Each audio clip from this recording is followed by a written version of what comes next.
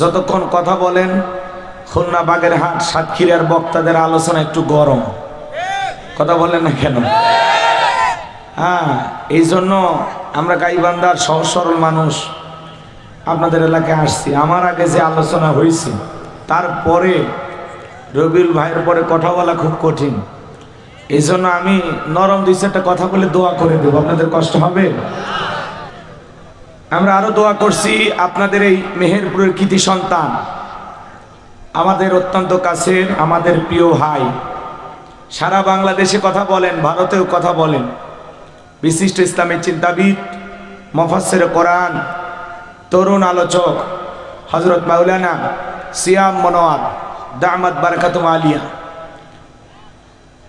আমার প্রিয় ভাই দোয়া চেয়েছেন, এই মাহফিলে আসার তার অনেক ইচ্ছা ছিল, কিন্তু যেহেতু প্রোগ্রামের সিজন, প্রোগ্রাম শুরু হয়ে গেছে, আজকে সে সাতক্ষীরার প্রোগ্রামে গিয়েছেন কথা বলার জন্য।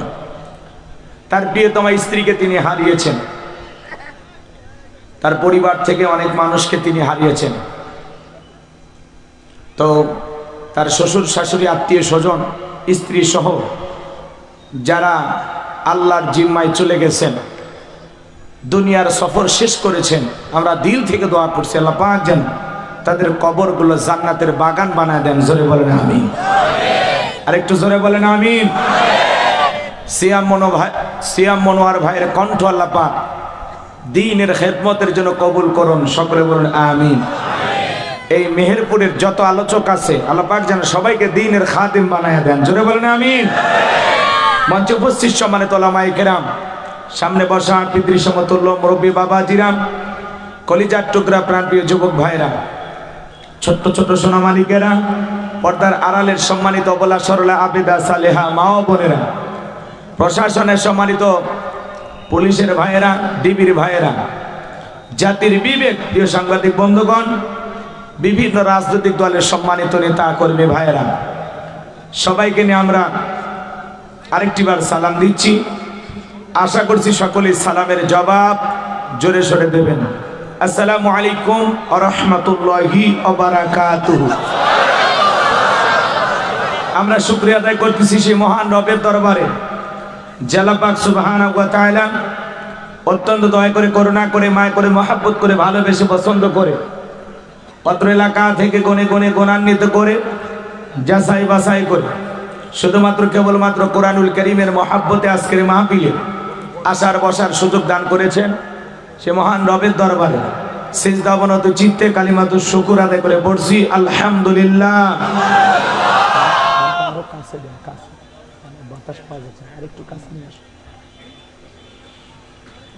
মুসলমান হিসাবে সিংহের মতো, বাঘের মতো গর্জন দিয়ে, আল্লাহর দেয়া জবান দিয়ে আমরা প্রাণ ভরে সে মহান স্রষ্টার জন্য আরেকবার শুকরিয়া আদায় করে পড়ছি আলহামদুলিল্লাহ।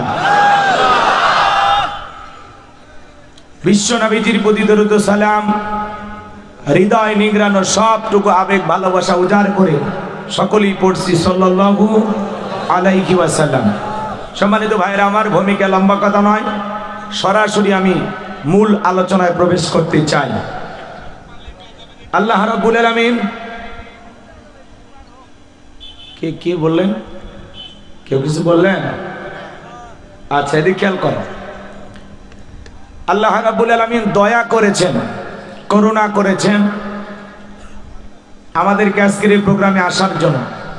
আল্লাহর দয়া ছাড়া আজকের এই জান্নাতে বাগানে বসার সৌভাগ্য আমরা পাইতাম না, কথা বলে ঠিক না?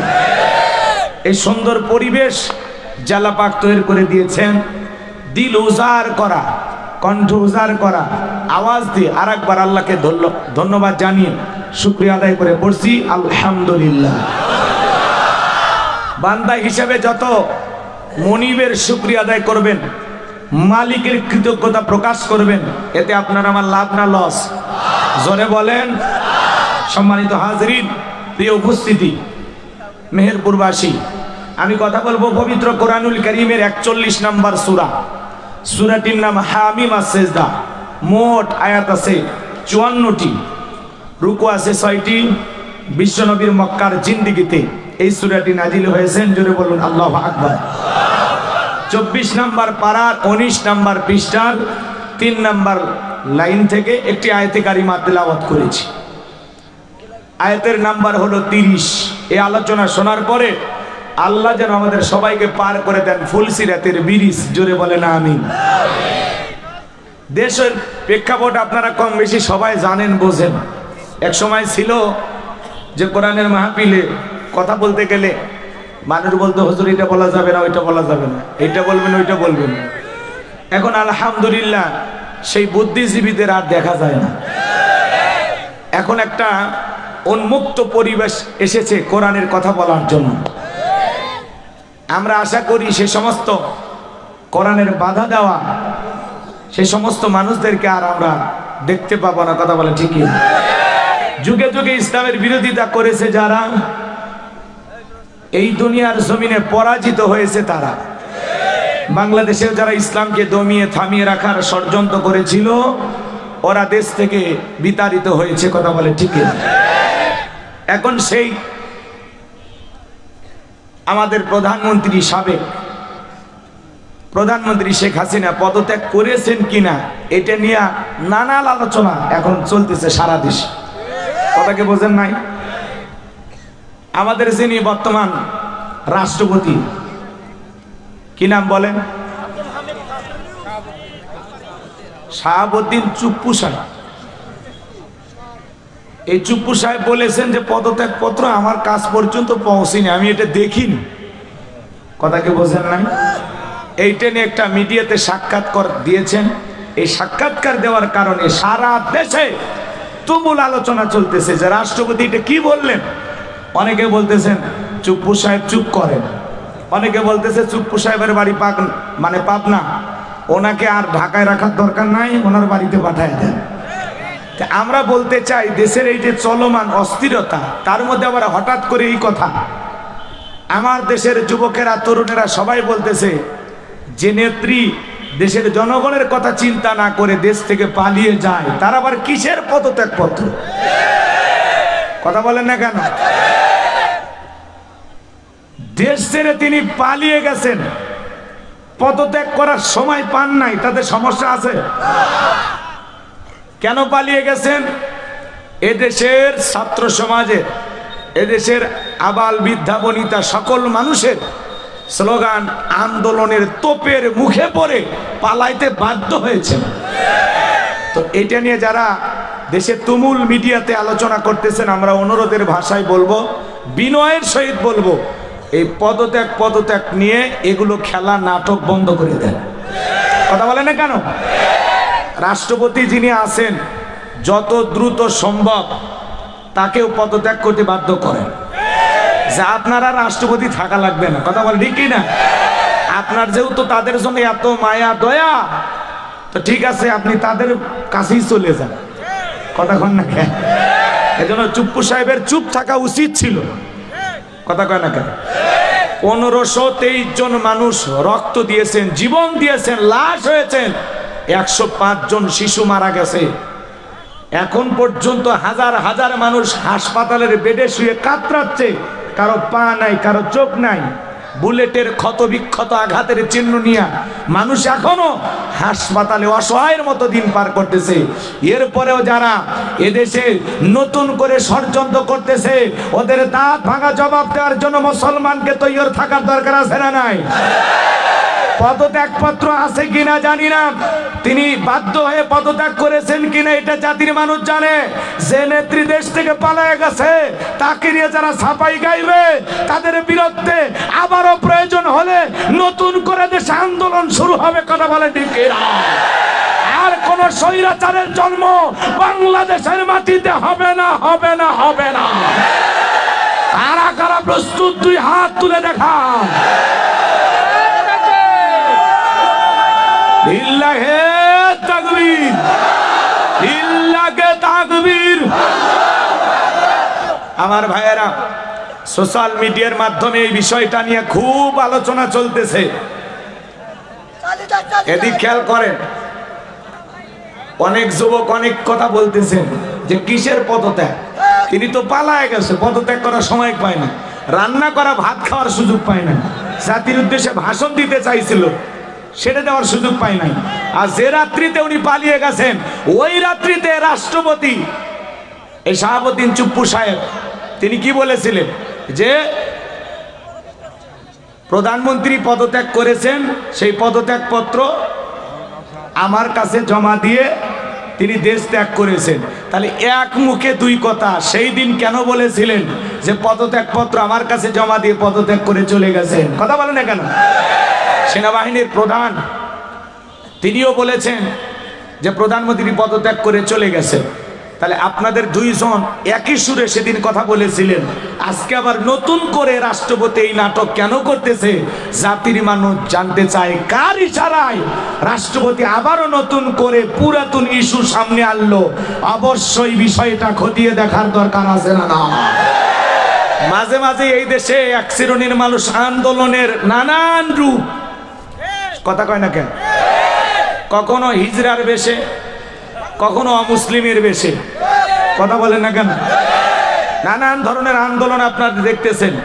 কখনো এদেশের যারা রিক্সা চালক তারা আন্দোলন করতেছে, আনসার ভাইরা আন্দোলন করতেছে।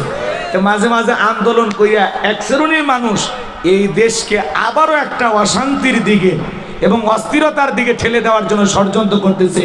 আমরা অনেক রক্ত দেখেছি, নতুন করে এই দেশে আর একজন মানুষের রক্ত ঝরুক এটা আমরা চাই না। কথা বলে ঠিক আছে? বিদায় যারা চলে গেছে তাদের মায়া ভুলে যান, কথা কয় না কেন? তারা তো বিদেশে পালিয়ে শান্তিতে আছে, আপনার টেনশন কোথায়? নতুন করে এই দেশে আগামীতে কারা প্রধানমন্ত্রী হবে সেই চিন্তা করেন। আগামীতে আমরা যেন সৎ, যোগ্য এবং ন্যায় বিচার কায়েম করবে, এদেশে মানুষ, এদেশের মানুষের অধিকার প্রতিষ্ঠিত করবে, এরকম নেককার আল্লাহওয়ালাদেরকে আমরা প্রধানমন্ত্রী হিসেবে দেখতে চাই। কথা বলে ঠিক না? আগামীর বাংলাদেশ ইসলামের বাংলাদেশ, আগামীর বাংলাদেশ কোরআনের বাংলাদেশ, আগামীতে বাংলাদেশে ইসলাম প্রতিষ্ঠিত হবে ইনশাআল্লাহ। কারা কারা চান বাংলার জমিনে কোরআনের রাজ কায়েম হোক? দুই হাত তুলে দেখা। লিল্লাহে তাকবীর। আল্লাহ এই দেশকে ইসলামের জন্য কবুল করুন, জোরে বলুন আমিন। এই জন্য রাষ্ট্রপতি সাহেবকে বলবো, ভালো না লাগলে নিজের এলাকায় চলে আসেন, পাবনায় থাকেন। কথা বলেন ঠিক না আমার ভাই? চাচা বলতেছে হেমায়তপুরে আছে পাগলাগারো মানসিক হাসপাতাল। না, আমরা অত দূরে যাব না, যেহেতু সে রাষ্ট্রপতি, একটু সম্মান দিয়েই কথা বলি। কিন্তু হয়তোবা উনি বোঝেন নাই, একটু খোঁচা দিয়ে দেখতেছেন, আবার ও পাশ থেকে বলতেছেন চট করে ঢুকবো। এই দেশে তো এখনো বোঝেন নাই, আমরা কিন্তু এখনো স্ত্রী হইনি, এই জন্যই এত বেশি ঘুমাইন না, একটু সজাগ থাকেন, একটু সচেতন থাকেন। গণবিপ্লবের মাধ্যমে নতুন একটি স্বাধীনতা পেয়েছেন, কিন্তু এই স্বাধীনতাকে সুরক্ষিত রাখার জন্য আরো অন্তত কয়েকটা সময় সুন্দর নির্বাচন না হওয়া পর্যন্ত আপনাকে আমাকে সজাগ থাকা লাগবে। আবার যদি ওনারা এসে চট করে পট করে ক্ষমতার চেয়ারে বসে 12টা বাজায় ছেড়ে দিবে, কথা কয় না কেন? এই জন্য একটু পরিবর্তন হয়ে যায়। যারাই উল্টা পাল্টা বলবে তাদেরই বিচার হবে। কথা বলেন, কথা বলেন। সেটা রাষ্ট্রপতি হোক আর যে কেউ হোক, ওগুলো দালালি বাদ দিয়ে ভালো হয়ে যান। কথা বলেন ঠিক কি না? এদেশকে আমরা পরিবর্তন দেখতে চাই, নতুন কাউকে দেখতে চাই। কথা কয় না কেন? নতুন কেউ প্রধানমন্ত্রী হবে। কথা বলেন ঠিক কি না? আমরা আর মেয়ে মানুষকে প্রধানমন্ত্রী হিসেবে চাই না, আমরা একটা পুরুষ প্রধানমন্ত্রী চাই। কারণ নারীদের জ্বালা যন্ত্রণায় জীবন শেষ হয়ে গেছে। কথা কয়, ঘরে জ্বালা বাহিরে জ্বালা, জীবনটা ফালা ফালা। ওবায়দুল কাদের সাহেব ডায়লগ দিত না, জ্বালা। আসলে ওরা অনেক জ্বালাইছে। কথা কয় ঠিক কিনা? নতুন করে আর জ্বালা যন্ত্রণা আমরা সহ্য করতে চাই না। কথা বলে ঠিক কিনা? আগামীতে যেই দেশের প্রধানমন্ত্রী হোক পুরুষ হবে। কি হবে? কোন মহিলা প্রধানমন্ত্রী আমরা চাই না, তাহলে পুরুষদের দাম থাকবে। তাছাড়া আবার ঘর জামাই হওয়া লাগবে। সাবধান হয়ে যান। চলেন আলোচনা শুরু করি। খেলা তো শুরু করতে পারে, একটু অপেক্ষা করেন। এটা ফুটবল মাঠ না। যারা বিয়ে করেছেন তারা একবার হাত তুলে তাকবীর দেবেন। আগে না, আগে না, যারা অবিবাহিত তারা একবার তাকবীর দিবেন। বিয়ে অবিয়ে ফুটবল খেলা হয় না? আজকের এই মেহেরপুরের মাঠে দেখি তো বিয়ালারা এগিয়ে থাকে নাকি অবিবাহিতরা? যারা বিয়ে করেছেন জীবনে বরকত পাইছেন, যারা বিবাহিত তারা রেডি, 2 হাত তোলেন। যারা বিয়ে করেছেন 2 হাত তোলেন। যারা অবিবাহিত তারা হাত নামান, বিবাহিতরা শুধু হাত তোলেন। রেডি? আপনারা রেডি? লিল্লাহে তাকবীর। আর একবার চান্স নেন, লিল্লাহে তাকবীর। হাত নামান। এইবার অবিবাহিত যুবক যারা আছে হাত তোলো। তরুণেরা, এই যুবক এই এলাকার বেশিরভাগ মানুষ বিয়ে করছে, বিবাহিতদের সংখ্যা বেশি মাশাআল্লাহ। যুবকেরা রেডি? লিল্লাহে তাকবীর। সংখ্যায় কম কিন্তু আওয়াজ দেখছেন? লিল্লাহে তাকবীর। এবার বিয়ে অবিয়া সবাই মিলে দল মত নির্বিশেষে লিল্লাহে তাকবীর, লিল্লাহে তাকবীর। আল্লাহ কবুল করেন, জোরে বলুন আমিন। কোনো ভূমিকা দেব না, এবার ডাইরেক্ট আলোচনা। আমাকে বেশি না, 12:30 পর্যন্ত আপনারা সময় দেবেন, পারবেন তো ইনশাআল্লাহ? 12:30 পর্যন্ত আজকের মাহফিলে কারা কারা থাকবেন না তারা হাত তোলে। থাকবেন না? 12:30 পর্যন্ত থাকবেন না? যারা থাকবেন না তারা এখনই আস্তে করে উঠে যান, কারণ ওই আলোচনা শুরু হলে মাঝখানে উঠে গেলে আমার কষ্ট হবে। আমাকে কষ্ট দিন না। যারা 12:30 পর্যন্ত থাকবেন না আস্তে করে উঠে সাইডে যা থাকে। আর যারা 12:30 পর্যন্ত থাকবেন 2 হাত তুলে বলেন ইনশাআল্লাহ। দেখে তো মাঝে মাঝে হাত তুলিনি কারা?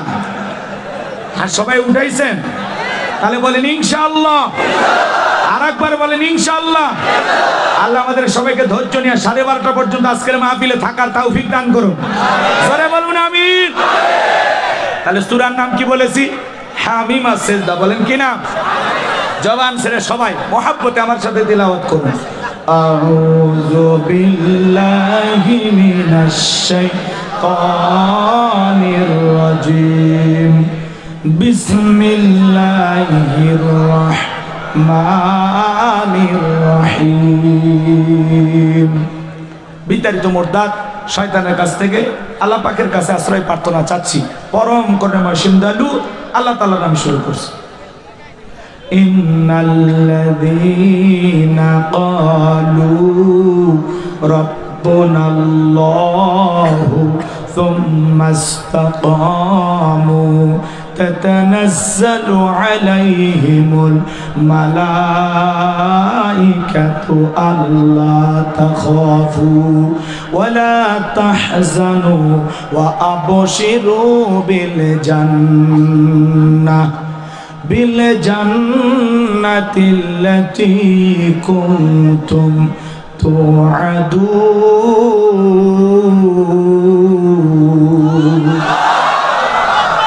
যে কোনো আয়াত বা সূরার তাফসীর করতে হলে কোন প্রেক্ষাপটে কোন সময় আল্লাহ তাআলা তার হাবিবের উপরে সেই সূরাটি বা আয়াতটি নাজিল করেছেন, সেই নাজিলের প্রেক্ষাপট জানার দরকার আছে না? না। আরবিতে বলা হয় শানে নজুল। যদি শানে নজুল আলোচনা করা হয় তাহলে তাফসীর বুঝতে সহজ হয়। বলুন আল্লাহু আকবার। তাহলে আমার হাবিবের উপরে, আপনার আমার প্রিয় নবীর উপরে আল্লাহ তাআলা কখন এই সূরাটি নাজিল করেছেন, আয়াতে কারিমাগুলো নাজিল করেছেন, একটু জানার দরকার আছে না? না। সেই নাজিলের সময়কালটা কেমন ছিল একটু জানার দরকার আছে না? নাই। আমার ভাইয়েরা, বিশ্ব নবীর প্রিয় 2 জন মানুষ মাত্র 3 দিনের ব্যবধানে মারা গেলেন। আম্মা জান খাদিজাতুল কুবরা রাদিয়াল্লাহু তাআলা আনহা মারা গেলেন, চাচা আবু তালিব মারা গেলেন।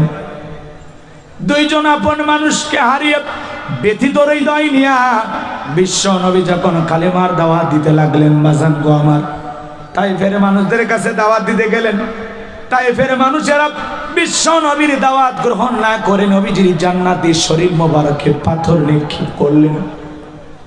পাথরে এত জোরে মারছেন বাজান, রাসূলের দেহ দিয়া রক্ত ঝরতেছে। পাথরের মধ্যে পুরো শরীরটা ঢেকে গেছেন। হযরতে যায়েদ ডেকে বলেন, আমি বিশ্ব নবীর দেহ থেকে পাথরগুলো সরায় ফেললাম। এরপরে নবীজির হুঁশ ফিরে ফেলেন। আমার নবী ডেকে বলে, যায়েদ এখন কোন ওয়াক্তের নামাজের সময়? হযরতে যায়েদ ডেকে বলেন, নবী এখন আসর নামাজের সময়। আমার নবী ডেকে বলে, যায়েদ আমার একটু ওযু বানায়া দাও। বিশ্ব নবী আসরের সালাত আদায় করলেন। আসমান থেকে জিবরাইল এসে বলে, নবী, যেই তায়েফের মানুষেরা আপনাকে পাথর নিক্ষেপ করেছে, একবার শুধু অর্ডার দেন গো নবী, পাহাড় চাপা দিয়ে তায়েফের মানুষকে ধ্বংস করে দেওয়া হবে। আমার নবী ডেকে বলে, জিবরাইল, ওরা না চিনে পাথর নিক্ষেপ করেছে, ওদেরকে যদি ধ্বংস করে দাও, আমি কার কাছে কালেমার দাওয়াত দেব? আমার নবী আসমানের দিকে হাত তুলে ধরে আল্লাহর কাছে দোয়া করে বলেন, আল্লাহ, তায়েফের মানুষ না বুঝে আমার দেখে পাথর নিক্ষেপ করেছে, ওরা আমাকে চিনতে পারে না আমি মুহাম্মদ। ও আল্লাহ, আমি তায়েফের মানুষকে মাফ করে দিয়েছি, আপনিও তায়েফের মানুষকে মাফ করে দেন। কেমন দয়ার নবী, কেমন মায়ার নবী আমার আপনার নবী। তায়েফ থেকে ফিরে আসার পরে একদিন দুই দিন নয়, 19 দিন পর্যন্ত আসমান থেকে জিবরাইল আসে না, নতুন কোন আয়াতে কারিমা নাজিল হয় না। কাফেররা ডেকে বলেন, ও নবীর সাহাবীরা, কি ব্যাপার, তোমাদের নবী নতুন কোন আয়াত পাঠ করে শোনায় না, নতুন কোন সূরা তিলাওয়াত করে শোনায় না, নাকি তোমাদের নবীর উপরে যে জিন ভর করেছিল সেই জিনটা বিদায় নিয়েছে? জোরে কর নাউজুবিল্লাহ। কাফেররা সমালোচনা শুরু করে দিল, ও নবীর সাহাবীরা, কি ব্যাপার, তোমাদের নবী তো নতুন কোন সূরা বা আয়াত পাঠ করে শোনায় না, নাকি তার আল্লাহ তাকে ভুলে গেছেন? জোরে বলেন নাউজুবিল্লাহ। সাহাবায়ে কেরাম মনে মনে কষ্ট পায়, কিন্তু বিশ্ব নবীর কাছে কথাটি প্রকাশ করতে পারেন না। আমার ভাইয়ারা, সাহাবায়ে কেরামদের মনের ভিতরে কষ্ট, বিশ্ব নবীর মনের ভিতরেও কষ্ট। 19 দিন পরে জিবরাইলের মাধ্যমে আল্লাহ রাব্বুল আলামিন এই পাওয়ারফুল আয়াতে কারিমাগুলো নাজিল করলেন। চিৎকার মেরে বলুন আল্লাহু আকবার। আল্লাহ রাব্বুল আলামিন বলেন, ইন্নাল্লাযীনা ক্বালু রাব্বুনাল্লাহ। আল্লাহ রাব্বুল আলামিন বলেন, নিশ্চয়ই যারা বলে আমি তাদের রব, আমাদের রব কে? সুম্মাস্তাকামু, এই কথার উপরে যারা ইস্তেকামাত থাকে, অবিচল থাকে, তাতানাজ্জালু আলাইহিমুল মালাইকা, তাদের উপরে ফেরেশতা নাজিল হয়। ফেরেশতা নাজিল হয় 3 সময়। ফেরেশতারা নাজিল হয়, আমার ভাইয়েরা, ফেরেশতারা এসে বলবে, আল্লাহ তাখাফু, ভয় পেও না, ওয়ালা তাহজানু, চিন্তা করো না, ওয়া আবশিরু বিল জান্নাতিল্লাতী কুনতুম তুআদুন। তোমাদেরকে যে জান্নাতের প্রতিশ্রুতি দেওয়া হয়েছিল, যে জান্নাতের ওয়াদা দেওয়া হয়েছিল, সেই জান্নাত পেয়ে তোমরা আনন্দিত হও, সেই জান্নাত তোমরা গ্রহণ করো। চিৎকার মেরে বলুন সুবহানাল্লাহ। এটা হলো আয়াতের সরল অনুবাদ। এদিক খেয়াল করেন, আল্লাহ রাব্বুল আলামিন আয়াতের শুরুতে কি বলতেছেন, লিখেছেন তাফসীরুল কোরআন মাহফিল, মনোযোগ দিবেন, নিজের জবানের ওয়াদাটা ঠিক রাখবেন, আলোচনা শোনেন, ভালো লাগবে ইনশাআল্লাহ। যাদের মনটা আবু বকরের মতো নরম, কোরআন শুনলে তাদের ঈমান বাড়বে। সুবহানাল্লাহ। ওয়া ইযা তুলিয়াত আলাইহিম আয়াতুহু যাদাতহুম ঈমানা, কোরআন শুনলে মুমিনের ঈমান বাইরে যায়। আল্লাহু আকবার বলেন। কিন্তু যাদের মন আবু জেহেলের মতো, তারা কোরআন শোনার পরে শয়তানি বাড়বে। কারণ আবু জেহেল কি মনে করেন, কোরআন শুনতো না, সারা রাত জায়গা রসুলের বাড়ির পাশে দাঁড়াইয়া বসার চেয়ারও পাইতো না। কথা কয় না কেন? রসুলের বাড়ির কোনায় সারা রাত দাঁড়াইয়া দাঁড়াইয়া কোরআন শুনতো, আর সকালবেলায় অপপ্রচার চালাইতো, নবী মুহাম্মদ পাগল। কেরে আবু জেহেল, তুই কি ছাগল? সারা রাত কোরআন শুনে নবীকে সকালবেলায় বলতো পাগল, জাদুকর, গণক, কবি। কথা বলে ঠিক কিনা? এই জন্য যাদের মন আবু জেহেলের মতো, কোরআন যতই শুনুক, পুরো কোরআন শুনলে ওর ভাগ্যে হেদায়েত জুটবে না। কথা বলেন ঠিক কিনা? রসুলের বাড়ির পাশেই বাড়ি, ভাগ্যে হেদায়েত জুটে না। কথা বলেন ঠিক কিনা? এই জন্য আপনাদেরকে পরিষ্কার ভাবে বলবো, কোরআন এবং সুন্নাহর দিকে তাকায়া পরিষ্কার কিছু কথা হবে ইনশাআল্লাহ। যা আছে কপালে হবে কাল সকালে, খালি একটু অপেক্ষা করেন, খেলা শুরু হবে ইনশাআল্লাহ। লিল্লাহি তাকবীর। আমার ভাইয়ের, আল্লাহ রাব্বুল আলামিন বলেন, ইন্নাল্লাযীনা ক্বালু রাব্বুনাল্লাহ। আমার আল্লাহ রাব্বুল আলামিন বলেন নিশ্চয়ই যারা বলে আমি তাদের রব সুম্মাস্তাকামু, এই কথার উপরে যারা ইস্তেকামাত থাকে, অবিচল অটল থাকে, ভালো করে বুঝবেন আল্লাহ আমাদের রব, এই কথার উপরে যারা টিকে থাকতে চায়। আপনাদের এলাকায় রাস্তা আছে না নাই? রাস্তার দুই ধার দিয়ে গাছ আছে না নাই? এ বাজান যখন ঝড় আসে, আইলা, নার্গিস, হুদুদ, সনি, ফনি, মিথিলি, মিক্সাউ, এই যে নানান ধরনের ঘূর্ণিঝড় যখন আসে, দেখবেন রাস্তার গাছগুলো ভেঙে রাস্তার উপরে পড়ে থাকে। আমার কথা কি বোঝেন না? একটু আওয়াজ দেন, আমি করবো আওয়াজ, আপনারা দেবেন আওয়াজ, জবাব দিবেন ঠিক ঠিক। আলোচনা হবে কমপ্লিট, শ্রোতাদের স্পিরিটে বারে বক্তার হিট, আলোচনা হবে জায়গা মতো হিট। একটু সহযোগিতা করা লাগবে। বলেন তো রাস্তার গাছ ভেঙে যায় কিনা? আবার কিছু গাছ দেখবেন মজবুত ভাবে শিকড় নিয়ে দাঁড়িয়ে থাকে। কথা বলে ঠিক কিনা? আল্লাহ তাআলা বলতেছেন সুম্মাস্তাকামু, যারা ইস্তেকামাত থাকবে, দৃঢ় থাকবে, মজবুত থাকবে, আল্লাহ আমার রব, এই কথার উপরে টিকে থাকতে হলে, আল্লাহ আমার রব, আমি আল্লাহর গোলাম, আল্লাহ আমার রব, এই কথার উপরে টিকে থাকতে গেলে আপনার উপরে মামলা আসবে, হামলা আসবে, নির্যাতন আসবে, জুলুম আসবে, ঘর ছাড়া করবে, বাড়ি ছাড়া করবে, দেশ ছাড়া করবে, হাজারো নির্যাতন জুলুম সহ্য করতে রাজি, হাসতে হাসতে মুসলমান ফাঁসির দড়িতে ঝুলতে রাজি।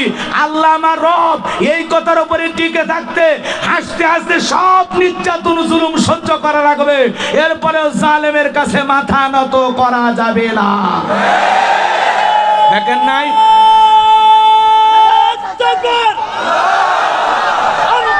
আমার ভাইয়েরা, মেহেরপুরের বাবাজিরা, আপনারা বিগত বছরগুলোতে দেখেছেন মসজিদের ইমাম মুয়াজ্জিন শুধুমাত্র ইসলামী আন্দোলন করার কারণে ঘর ছাড়া বাড়ি ছাড়া করেছে। ওরা অন্ধ মানুষকে মামলার আসামি বানাইছে। কথা বলে ঠিক কি না? আমার ভাইয়েরা, অনেকের স্ত্রী থাকার পরেও ঘরে ঘুমাইতে পারে নাই, বাচ্চারে ঘুমানো লাগছে, ধান খেতে ঘুমানো লাগছে। কথা বলে ঠিক কি না? এক একটা মানুষকে 15টা, 20টা, 50টা, 100টা মামলার আসামি বানাইছিল। কথা বলে ঠিক কি না? এই জন্য ইসলাম মানার কারণে, ইসলামী আন্দোলন করার কারণে, শুধুমাত্র দিনের কথা বলার কারণে জঙ্গির নাটক সাজাইয়া, মিথ্যা তহমত দিয়া এদেশের শ্রেষ্ঠ সন্তান ওলামা ইকরামদের জেলে বন্দী করা হয়েছিল।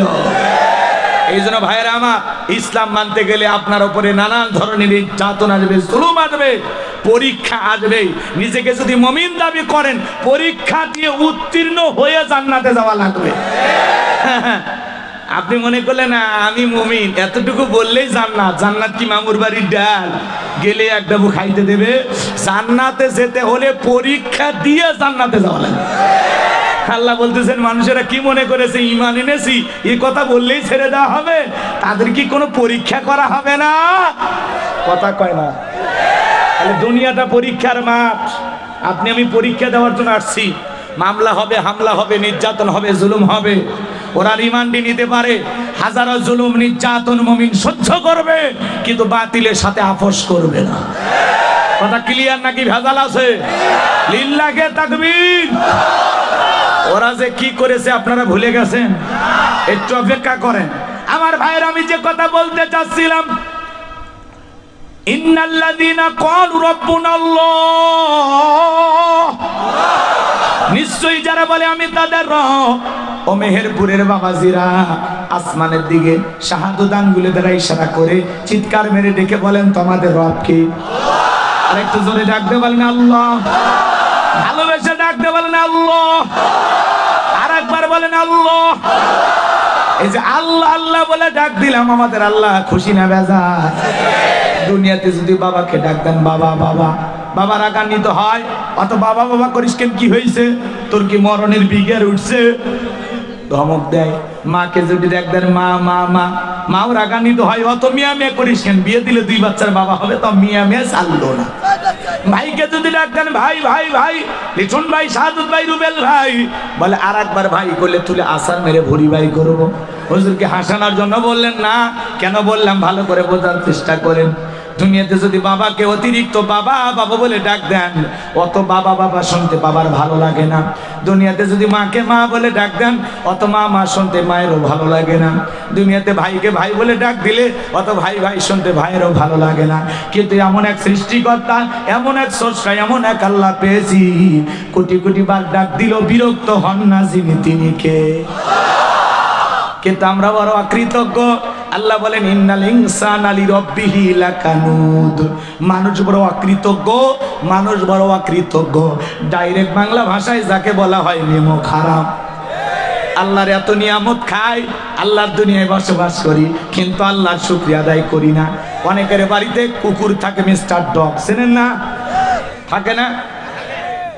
আপনি বাজার থেকে গোস্ত নিয়ে আসছেন, হাড্ডি চেনেন তো আপনারা? হাড়, এই হাড্ডিটা বা হাড়টা দাঁতের এই পাশে নিয়ে খাওয়ার চেষ্টা করলেন, খাইতে পারলেন না, এই পাশে নিয়েও চেষ্টা করলেন, পারলেন না, তখন ডাক দেন লালু। লালু তখন লেজ নাড়তে নাড়তে আপনার সামনে হাজির।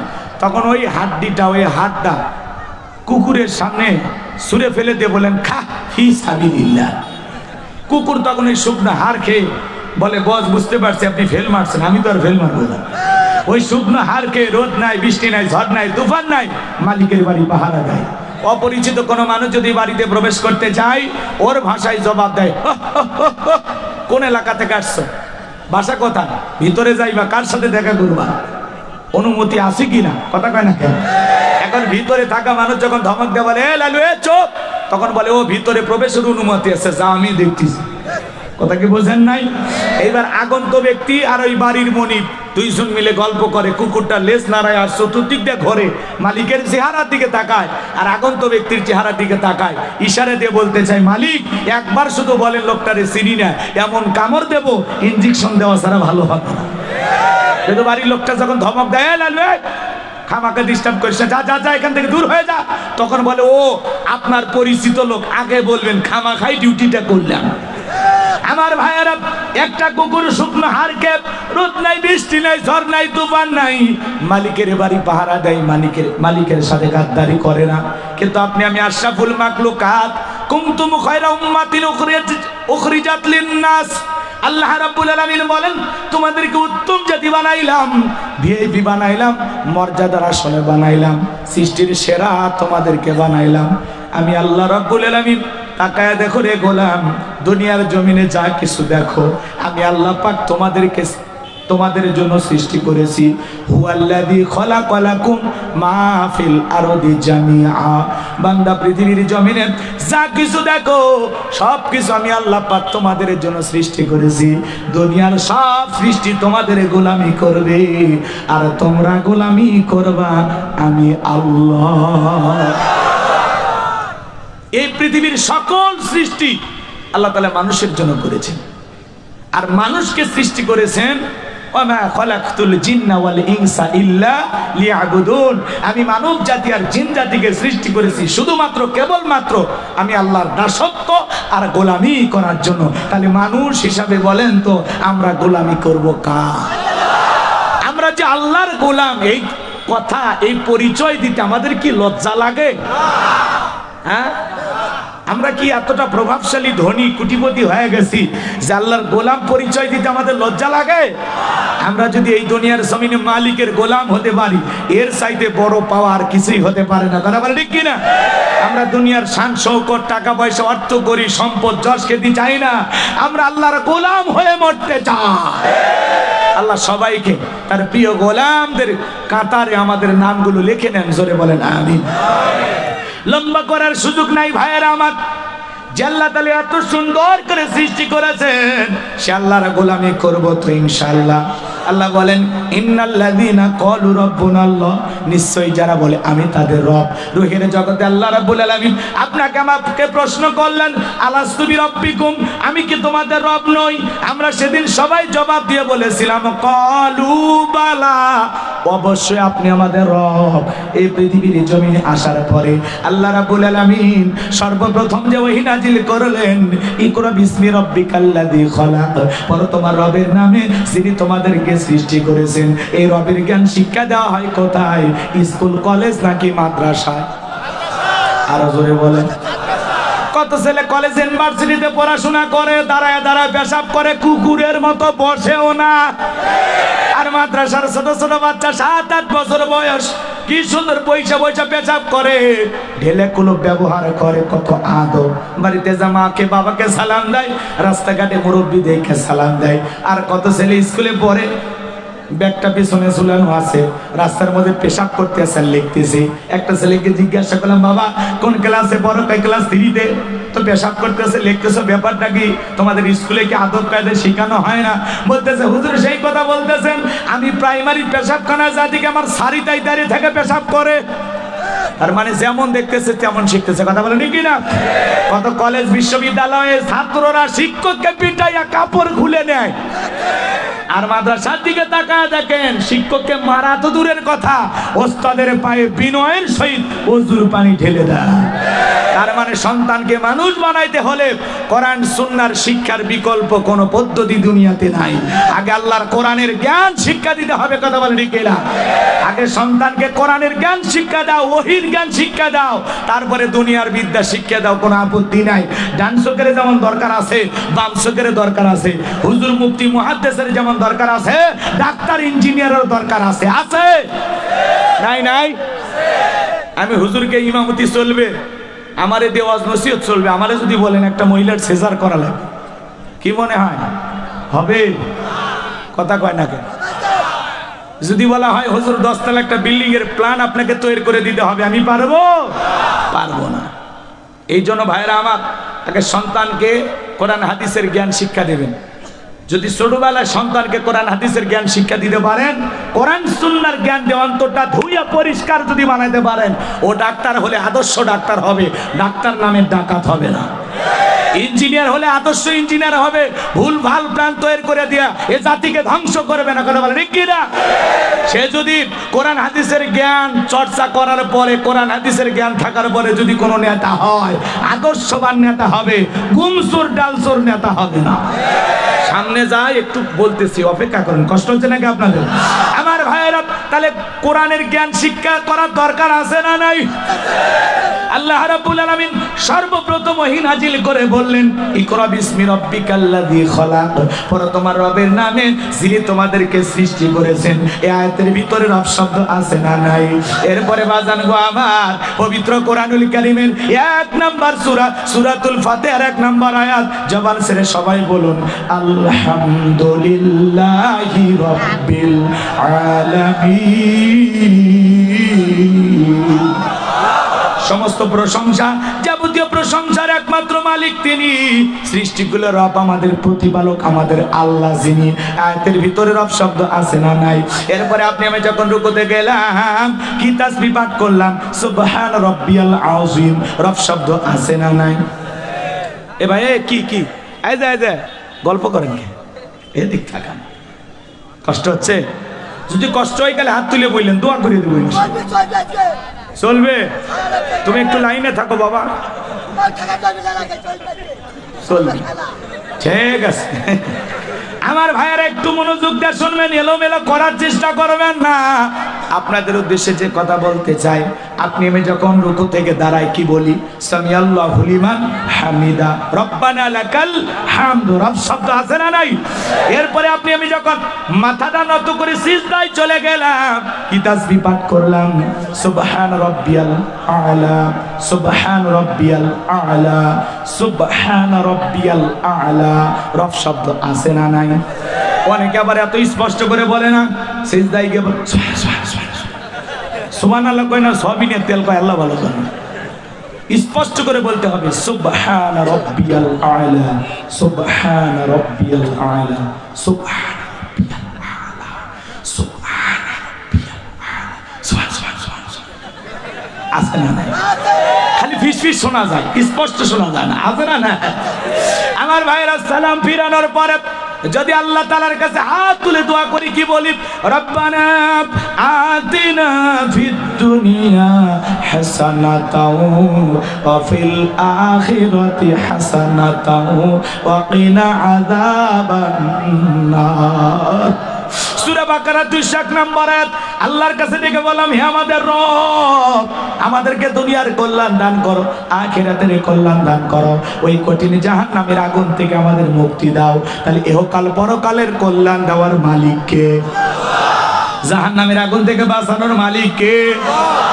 আমার ভাইরা পবিত্র কুরআনুল কারীমের সর্বশেষ যেই সূরা, সূরাটির নাম হলো নাস, তার 1 নাম্বার আয়াত, কুল আউযু বিরাব্বিন নাস। এই আয়াতের ভিতরে রব শব্দ আছে না নাই? জীবনের পরতে পরতে রব, আপনি আমি যেদিন মারা যাব, ওই মসজিদের মাইকে যেদিন এলান জারি হবে, এই গ্রামের অমুক ব্যক্তি বেঁচে নাই, ইন্না লিল্লাহি ওয়া ইন্না ইলাইহি রাজিউন। আপনার আমার মৃত্যুর সংবাদ শোনার পরে ছেলেটা কেঁদে বলবে বাবা নাই, মেয়েটা কেঁদে বলবে বাবা নাই, প্রিয়তমা স্ত্রী কেঁদে বলবে স্বামী নাই, মা বাবা বেঁচে থাকলে বলবে কলিজার ধনটা হারাইলাম, আত্মীয় স্বজন আপনাকে আমাকে বিদায় দেওয়ার জন্য চলে আসবে। এ বাজান গো আমার, মশারি টাঙায়া বড়ই পাতার গরম পানি দিয়া দেখে রঙিন পোশাক খুইলা আপনাকে আমাকে উলঙ্গ করায় গোসল করায় দিবে। ছোট্ট ছেলে না বুঝে ডেকে বলে মা বাবা কেন জানি মশারির নিচে শায়িত অন্য মানুষ কেন বাবারে গোসল করায় দেয়, বাবা কেন কোনো কথা বলে না? ছোট্ট মেয়েটা হাউমাউ করে কাঁদে।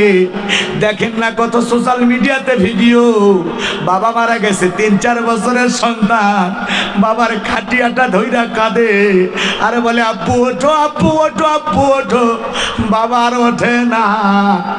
আমার ভাইয়েরা, আপনাকে আমাকে গোসল করায় দেওয়ার পর আতর সুরমা মাখাইয়া সাদা কাপড়ে চকলেটের মতো মরাইয়া মসজিদের খাটিয়াতে তৈলা 4 জন বরযাত্রী ধইরা আপনাকে আমাকে নিয়ে যাবে কবরে। 3 জন মানুষ কবরে নামবে। আমার ভাইয়েরা, লাশটা যখন কবরে রাখা হবে দূর আকাশে একটু একটু দেখা যায়। এরপরে যখন 3 জন মানুষ আস্তে আস্তে উঠে আসবে, কবরের উপরে বাঁশের ছাউনি দিয়া দেবে। ওই বাঁশের ছিদ্রগুলো দিয়া হালকা একটু আলো কবরে প্রবেশ করবে। এরপরে যখন মাটি দিয়া দেবে বাজান, কবরটা হয়ে যাবে ঘোর অন্ধকার। ডানে মাটি বামে মাটি, মাটির হবে বিছানা, ওপরেতে বাঁশের ছাউনি, কবর নাম তার ঠিকানা। এ দুনিয়ার কেউ আর দেখতে যাবে না। ওই কবরে আপনার আমার কি হবে রে বাজার গো আমার?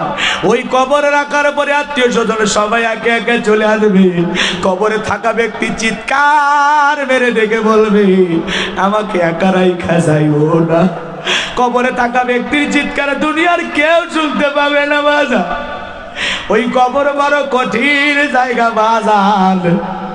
ওই কবরের ভিতরে আপনি আমি যখন চলে যাব,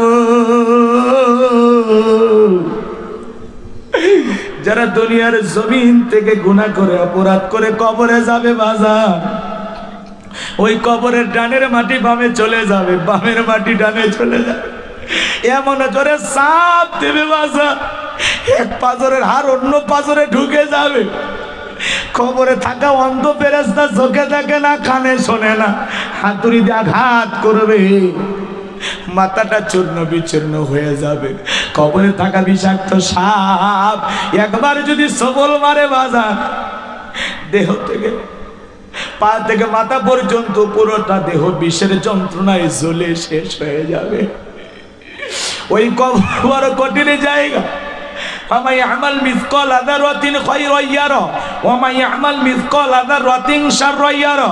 বান্দারে, তুমি যদি যারা পরিমাণ ওর পরিমাণ লেখা আমল করো, ওইটাও তোমার আমলনামায় লিপিবদ্ধ করা হবে। আবার যারা পরিমাণ অনু পরিমাণও যদি বদ আমল করো, ওইটাও তোমার আমলনামায় লিপিবদ্ধ করা হবে। আমার ভাইরা, এই কবর বড় কঠিন জায়গা। কত মানুষকে কবরে নিজের হাতে শায়িত করলাম। এই তো কয়েকদিন আগেই বাজান গো আমার প্রচন্ড বৃষ্টি হয়ে গেল। আমার এলাকার একজন মানুষ মারা গেছে, কবর দিতে গেছে বাজান। কবরের ভিতরে শুধু পানি আর পানি, বালতি দিয়ে পানি সব তুলায় ফেলাইলো। কিছুক্ষণ পরে যা দেখে আবারও পানি। পরিশেষে কলার গাছ কাইটা ওই কবরের ভিতরে দিয়া লাশটা কাদা মাটির উপরে পানির উপরে রেখে আসলো। ছেলেগুলো কাঁদে আর বলে বাবা, ঘরে তোমার দামি খাট পরে আছে বাবা, তোমার ভালো বিছানা পরে আছে বাবা, কাদা মাটির ঘরে বাবাকে শায়িত করলাম। বুক থাপড়াইতেছে আর কান্না করতেছি। এজন্য বাজান কার কখন মৃত্যু হবে, দুনিয়ার সফর কার কখন শেষ হবে আমরা কেউ জানি না। এই জন্য দাম্ভিকতা করা যাবে না, অহংকার করা যাবে না, মানুষকে কষ্ট দেওয়া যাবে না, সুদ ঘুষ খাওয়া যাবে না, জিনা ব্যভিচার করা যাবে না, মাতা পিতার হক নষ্ট করা যাবে না, তাদের সাথে খারাপ ব্যবহার করা যাবে না, বিবির হক নষ্ট করা যাবে না, সন্তানদের সাথে খারাপ ব্যবহার করা যাবে না, ভাই বোনকে ঠকানো যাবে না। কথা বলেন। দুধে পানি মিশানো যাবে না, খাদ্যে ভেজাল দেওয়া যাবে না। কথা বলে ঠিক কি না? সকল গুনাহ থেকে বেঁচে থাকার দরকার আছে না? আমার ভাইয়েরা, ওই কবরের ভিতরে আপনাকে আমাকে প্রশ্ন করা হবে, মা রব্বুকা, তোমার রবকে? এই দুনিয়ার জমিনে রবের গোলামি করেছে যারা, এক আল্লাহর ইবাদত করেছে যারা, আল্লাহর খাঁটি মুত্তাকি বান্দা ছিল যারা, তারা উত্তর দিয়া বলবে রব্বি আল্লাহ, রব্বি আল্লাহ, আমার রব আমার আল্লাহ। যারা দুনিয়াতে রবের গোলামি করেছে, রবের সাথে যাদের সম্পর্ক ছিল, শোনেন, যে অফিসে নিয়মিত যাতায়াত করে তার ভাগ্যে তো বেতন বোনাস জোটে। কথা কয় না?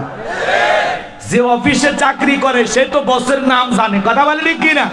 তো এই দুনিয়ার জমিনে যারা রবের গোলামি করেছে, এক আল্লাহর দাসত্ব করে জীবনটা কাটাইছে, যারা নিয়মিত মসজিদে যাতায়াত করত, রবের জীবনের পরেতে পরেতে রবের সাথে যাদের সম্পর্ক ভালো ছিল, আমার ভাইয়েরা, এই দুনিয়ার জমিনে যে নিজেকে খাঁটি মুমিন মুত্তাকি বানায়া সকল পাপ থেকে নিজেকে বাঁচাইয়া রাইখা আল্লাহর খাঁটি মুমিন মুত্তাকি বান্দা হয়ে আল্লাহর পছন্দের গোলাম হয়ে কবরে যাবে, আমার ভাইয়েরা, তাকে যখন প্রশ্ন করা হবে মান রব্বুকা, সে ইমানদার নেককার আল্লাহর প্রিয় গোলাম জবাব দিয়ে বলবে রব্বি আল্লাহ, রব্বি আল্লাহ, আমার রব আমার আল্লাহ, আমার রবকে।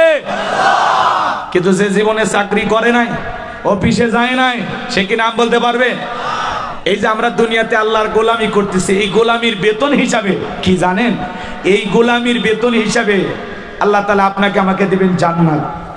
সুবহানাল্লাহ, কালকে বললে হবে। গোলামির বেতন হিসাবে দিবেন আল্লাহ জান্নাত, এবং জান্নাতীদের সবচাইতে আনন্দের মুহূর্ত, সবচাইতে গুরুত্বপূর্ণ মুহূর্ত, সবচাইতে তৃপ্তির জায়গা, সবচাইতে খুশির জায়গা, সবচাইতে আনন্দের জায়গা, সবচাইতে বেশি ভালোবাসার জায়গাটা, ভালোবাসার দিনটা, যেদিন আসমান জমিনের মালিক মহান সৃষ্টিকর্তা জান্নাতীদের সাথে দিদার দিবে, যেদিন দিদার ইলাহি হবে, জান্নাতীরা যখন আল্লাহ তাআলাকে সরাসরি দেখতে পাবে, সেদিনই জান্নাতীদের সবচাইতে আনন্দের দিন। পূর্ণিমার চাঁদ দেখতে যেমন মানুষের সমস্যা হয় না, জান্নাতীরা তেমনি ভাবে আল্লাহকে দেখতে পাবে। বলুন সুবহানাল্লাহ। আল্লাহকে বলবো আল্লাহ, আল্লাহ তাআলা জান্নাতের ভিতরে একটা সমাবেশ করবেন, বিশাল একটা আয়োজন করবেন, এরকম মাহফিলের ব্যবস্থা আল্লাহ তাআলা করবেন, যার সভাপতি হবেন আমার আল্লাহ, প্রধান অতিথি হযরত মুহাম্মদ সাল্লাল্লাহু আলাইহি সাল্লাম, আর বিশেষ অতিথি সমস্ত পয়গম্বরেরা, আর শ্রোতা হবে জান্নাতি সমস্ত মানুষ। সুবহানাল্লাহ, কালকে বললেন আল্লাহ তাআলা জান্নাতের যেন কোনো একটি কোণায় সেই দিন আমাদেরকে একটু জায়গা করে দেন। জোরে বলেন আমিন। আর একটু জোরে বলেন আমিন। আমার ভাইরা, আল্লাহ তাআলা যাকে জান্নাত দিবেন, সবচাইতে ছোট জান্নাত আল্লাহ তাআলা যাকে দিবেন, এরকম 10টা দুনিয়ার চাইতেও বড়। সেই জান্নাতে যেতে হলে আল্লাহর গোলামি করার দরকার আছে না? না, রং তামাশা মেতে থাকলে হবে? আমার ভাইয়েরা, ওই কবরে 1 নাম্বার প্রশ্ন করা হবে মার রব্বুকা, তোমার রবকে? এই দুনিয়ার জমিনে যারা রবের গোলামি করেছে, এক আল্লাহর ইবাদত করেছে, তারাই উত্তর দিতে পারবে।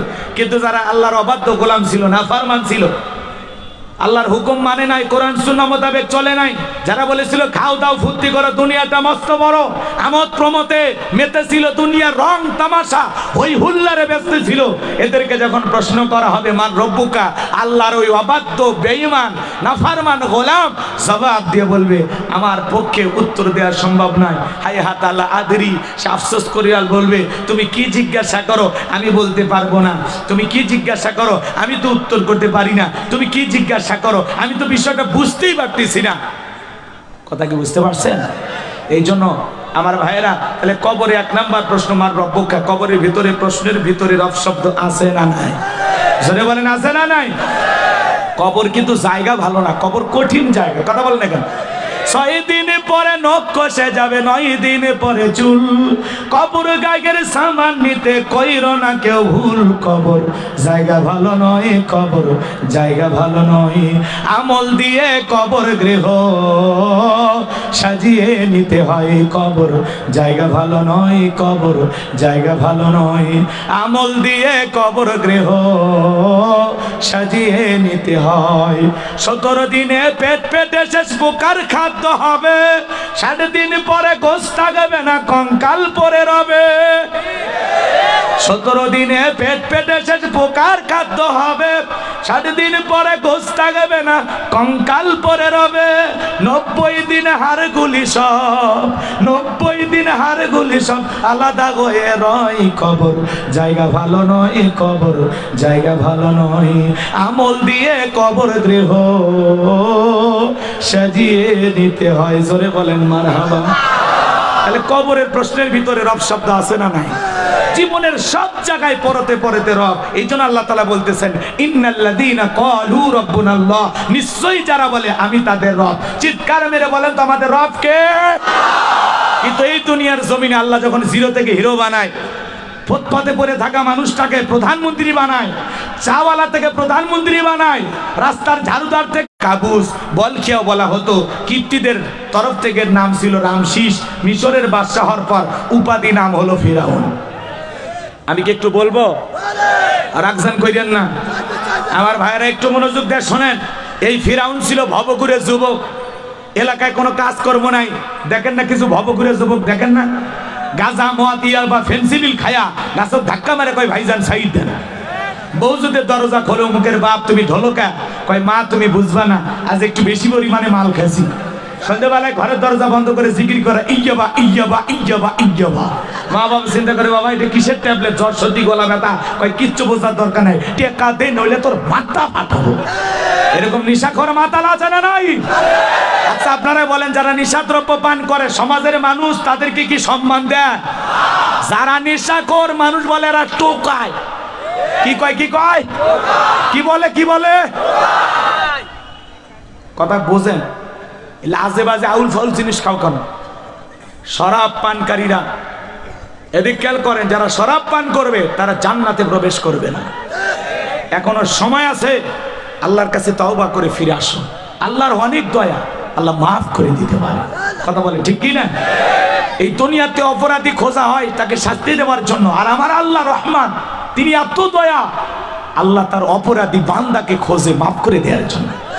আল্লাহ ডেকে বলে কে আছো গুনাহগার, আমার কাছে মাফ চাও, আমি তোমাকে মাফ করে দেব।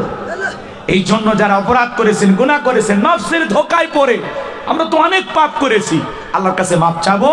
আল্লাহ তাআলা যেন আমাদের জিন্দেগির গুনাহগুলো মাফ করে দেন। জোরে বলেন আমিন। এই জন্য যুবক মাদককে না বলুন, মাদক দ্রব্য পান করা যাবে না।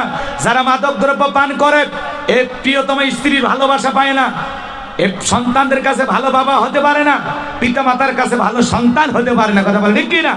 যারা নিশাদ্রব্য পান করে মাঝে মাঝে দেখেন না, মাতাল হইয়া বউরে পিটায় মেরে ফেলে দেয়, মাতাল হইয়া বাপ মারে পিটায়, মাতাল হইয়া নিজের সন্তানকে হত্যা করে, এরকম আছে না নাই? তাহলে মাদক দ্রব্য পান করা যাবে? নিশাদ্রব্য পান করা যাবে? মাদককে না বলুন, মনে থাকবে তো ইনশাল্লাহ? ওই যে কথায় আছে, যেই মুখে মা সেই মুখে মাদক না তুমি। কথা বলেন না কেন? এরকম নানান প্রচার প্রসার আছে, কিন্তু বাস্তবে মদ গাঁজা ইয়া বা ফেন্সিডিল সমাজে আছে না? এগুলো যেন দেশে প্রবেশ না করতে পারে, এটাও বন্ধ করা লাগবে। কারা বলে ঠিক কিনা? সম্মানিত ভাইয়েরা আমার, এই ভবঘুরে যুবক কাবুস নামের ফিরাউন বাল্যকালের বন্ধু হামানকে মিশরে চলে গেল। মিশরে যাওয়ার পরে সর্বপ্রথম হলো তরমুজের ক্ষেতের লেবার, এরপরে মিশরে সরকারি গোরস্থানের দারোয়ান লাগবে। শত শত মানুষ, হাজার হাজার মানুষ ইন্টারভিউ দেওয়ার জন্য লাইনের মধ্যে দাঁড়ায় গেছে। ওই কাবুস নামের ফিরাউন লাইনের মধ্যে দাঁড়ায় গেছে। এইবারে একে একে ইন্টারভিউ দিতে দিতে যখন ফিরাউনের পালা, ডেকে বলে বাদশাহ, বুক ভরা আশা নিয়ে আপনার দেশে আসছি, দয়া করে যদি আমার চাকরিটা দেন, সারা জীবন আপনার প্রতি কৃতজ্ঞ থাকবো, কোনোদিন আপনার কথা ভুলে যাব না।